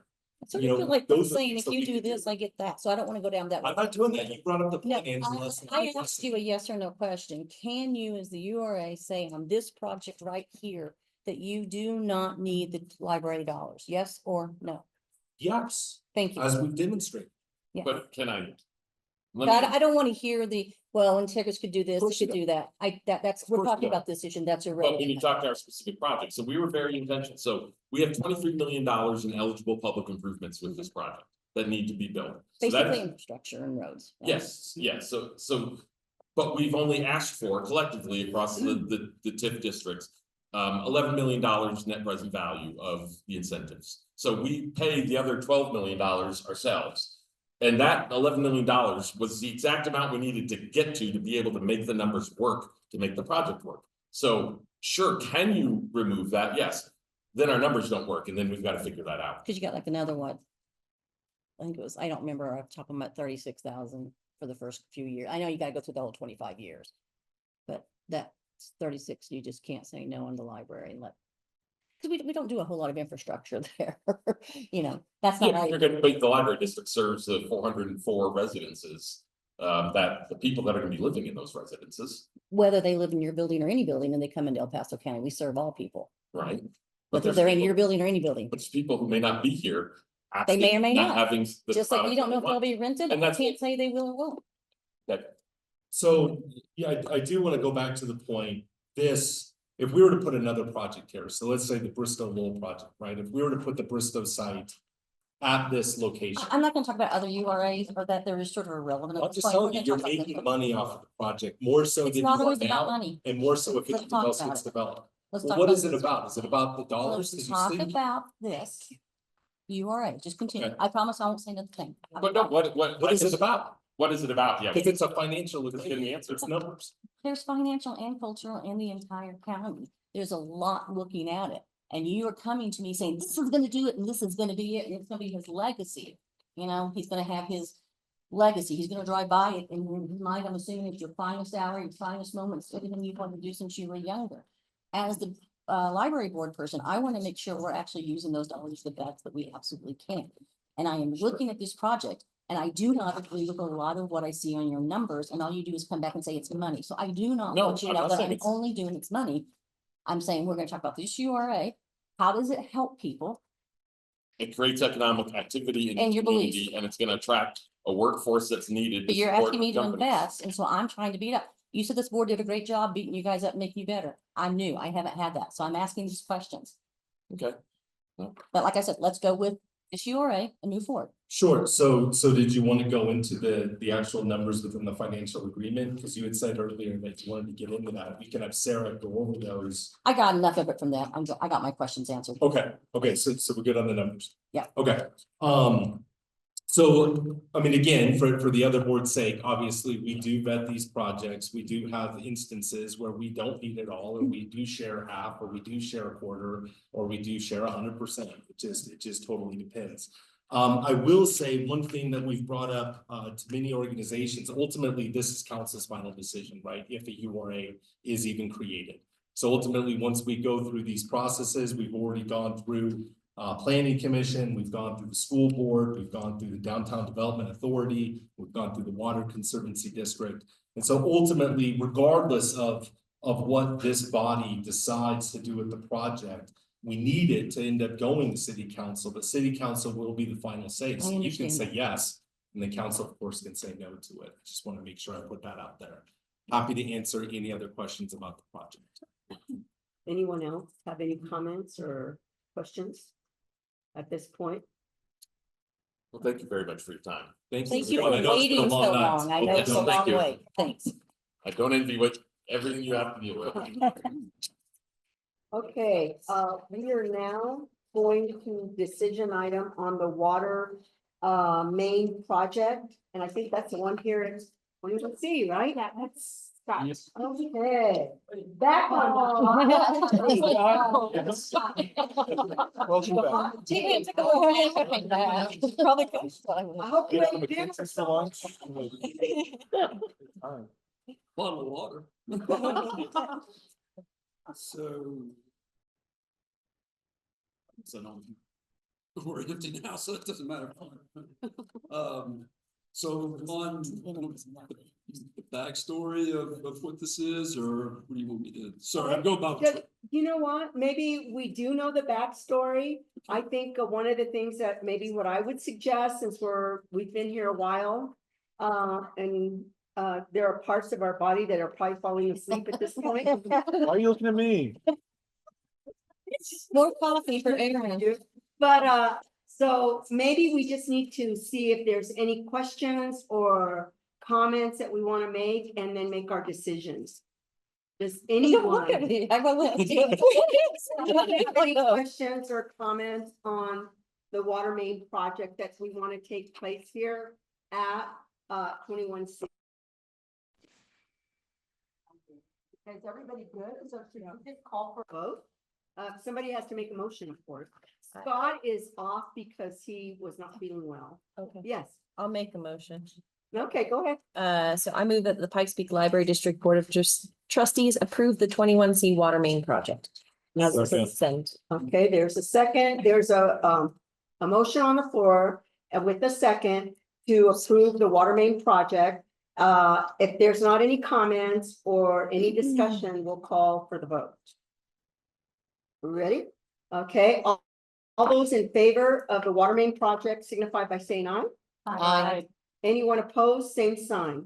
Hearing none, we will begin that water main project and hopefully get rid of what's going on with the chiller.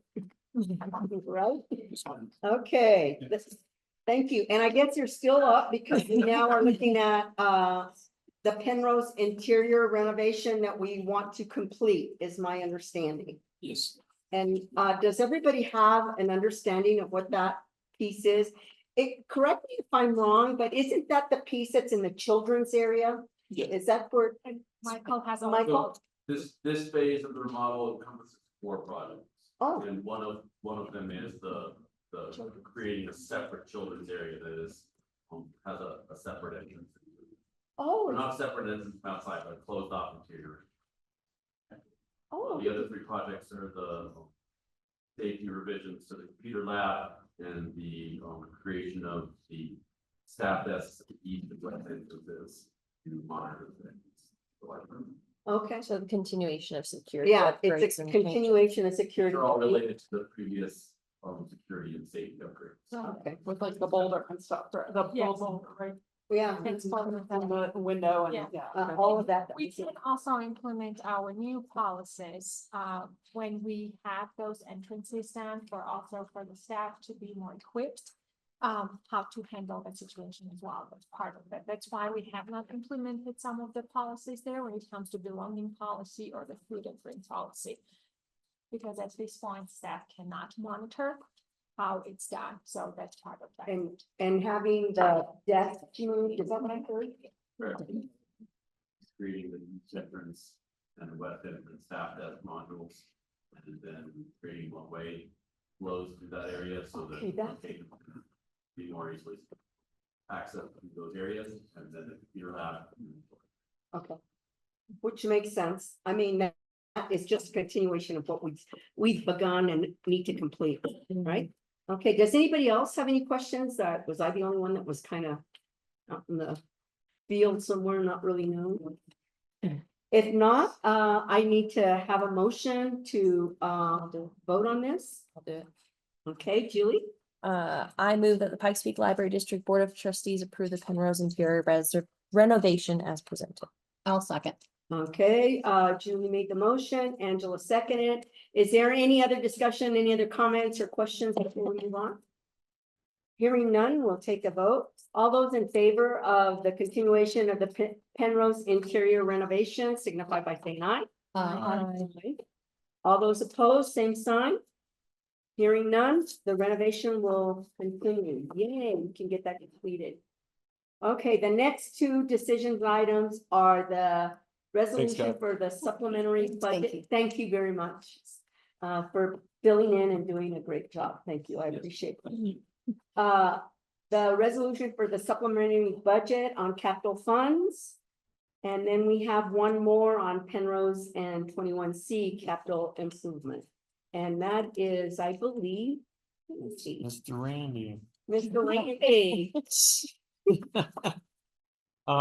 Okay, so I spoke of this earlier. This is something we go through every year. This is actually a process that it's a 2-piece event for us every year. It seems I have to do a preliminary one so that they can keep working through February and March. Oh, okay. And then once I get final numbers off the audit, if there are any adjustments, then that's what happens with this process. So you notice there wasn't one on the special revenue fund. Those are super small because we didn't have any changes. So that's why that one's on here. This one, we actually only had 2 changes. You all approved the resolution January of this year to transfer $500,000 as a 2023 budget resolution. That made it into our audit, but we did not get the actual transfers done that went with it. in Oh. 2023. So that's unusual.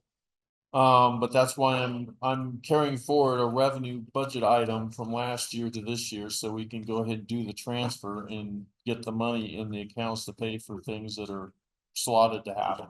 Excuse me.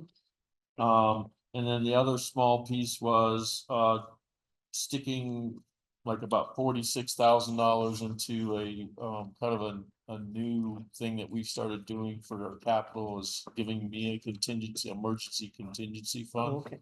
It's Um, more to centralize, because before the Yeah. contingency funds were in different departments, and right now we're ready to have this authority and like be more streamlined and know where. Yeah, it's kind of so it's centralized and. No, I I mean, just want to make sure. We kind of were doing that anyway, because we've locked down our transfers, so they can't do a transfer by themselves, so they have to talk to us anyway. So that's the capital fund resolution versus Yes. the, Yeah, okay, so you just. and talked then, about it. so the rest of it is just talking through the numbers of. This is what it started at, this is what the revenue, or, yeah, the revenue and appropriation are gonna be after you, if and if you approve it. Not huge changes, we've had much bigger ones in previous years, but this is what it takes to get me balanced to the year-end financial statements and take the money out of, basically, it's in fund balance, and this will basically just put it out there so they can keep working. Got it. A lot of pages, but you know, it's capital stuff, there's a lot of. You got a cheat sheet here, and that's helpful. So, any questions about all that? Hopefully it's clear as mud, after you read it. I think it's a good idea to put I know that there's a lot of departments, but when you gather all the money, instead of looking, where do I have contingency? Now you have it in one. Yeah, One it's- area, and then that way you can make decisions on what needs to be done. And I mean, I'm gonna make just a scenario. What if I was in creative services and I wanted to do a project that I could kind of already spent almost all my money, and I needed like this much more? You could look and say, oh, yeah, we kind of have that now, or whatever. Yeah. So there are contingency, as you look through that, you'll see there are contingency accounts in other Yes. locations still. So that was basically us getting that process started. It will take some time to Right. put all this together, because again, it's also the system and how it works, so. Yeah. But this is an approval for him to begin that process, correct? Yeah. Or for the finance. Well, it's $46,700, then that's what we needed to balance to the year-end numbers, so it was off just a little bit, so actually, rather than trying to chase that down to the exact place, we decided to go ahead and go with building that contingency fund. Can we make a motion for both of these at the same time, or do you have to separate them? I think we have to separate them. Oh, darn. Okay, well, I mean, does anybody else have any questions or any comments? If not, let's see if someone can make a motion for the supplementary budget for capital fund first. I can just keep rolling on. Do we have to read this resolution? Well, Did she just pay? oh, do we have to read the resolution? No, we can say. the Okay, vote. okay, good. Oh, Yes, as presented, as okay, presented. good. Okay. Go ahead, Julie. I move that the Pikes Peak Library District Board of Trustees approve the resolution for supplementary budget capital fund as presented. Second. Okay, there's a motion on the floor and a second for the supplementary budget for capital fund. Are there any questions or comments before we go for a vote? Hearing none, we'll call for the vote. All those in favor of the resolution signify by saying aye. Aye. All those opposed, same sign. Hearing none, go for it, and let's get that done, that resolution. Now, the second resolution is for the contingency fund that, Yes, so this resolution basically marries up to what you just approved for those two projects. This basically says the money, in fact, you notice there's exact dollar amounts here. Well, I got that right off their contracts and whatnot that have been, that's the price that the vendors offered. So basically, this is putting a budget behind that approval to spend the money. okay. Yeah. So this is the approval for the two other projects that. Yeah, they're so- planning to complete, okay. Yeah, the first one's the Penrose interior renovation, Uh-huh. so not to exceed 282,984. And then the water main break here at 21C. That is expected to not exceed 142,693. So those are the same numbers you would have seen on the Right. RFP thing that you were just talking about, and so. This is basically adding budget dollars to 24 that weren't there before to deal with things that Okay, came up after. can I get someone to make a motion on this? Okay. You go for got it? I want this one. You got it. Right here. I move that the Pikes Peak Library District Board of Trustees approve the resolution for supplementary budget, Penrose Library and Library 21C capital improvement as presented. I second. Julie second, so we have. By Julie, any questions or comments? Hearing none, we'll call for the vote. All those in favor of the resolution for the supplementary budget for Penrose Library and 21C capital improvements, signify by saying aye. Aye. All those opposed, same sign. Hearing none, it's approved. And I think our meeting is adjourned at 9:20.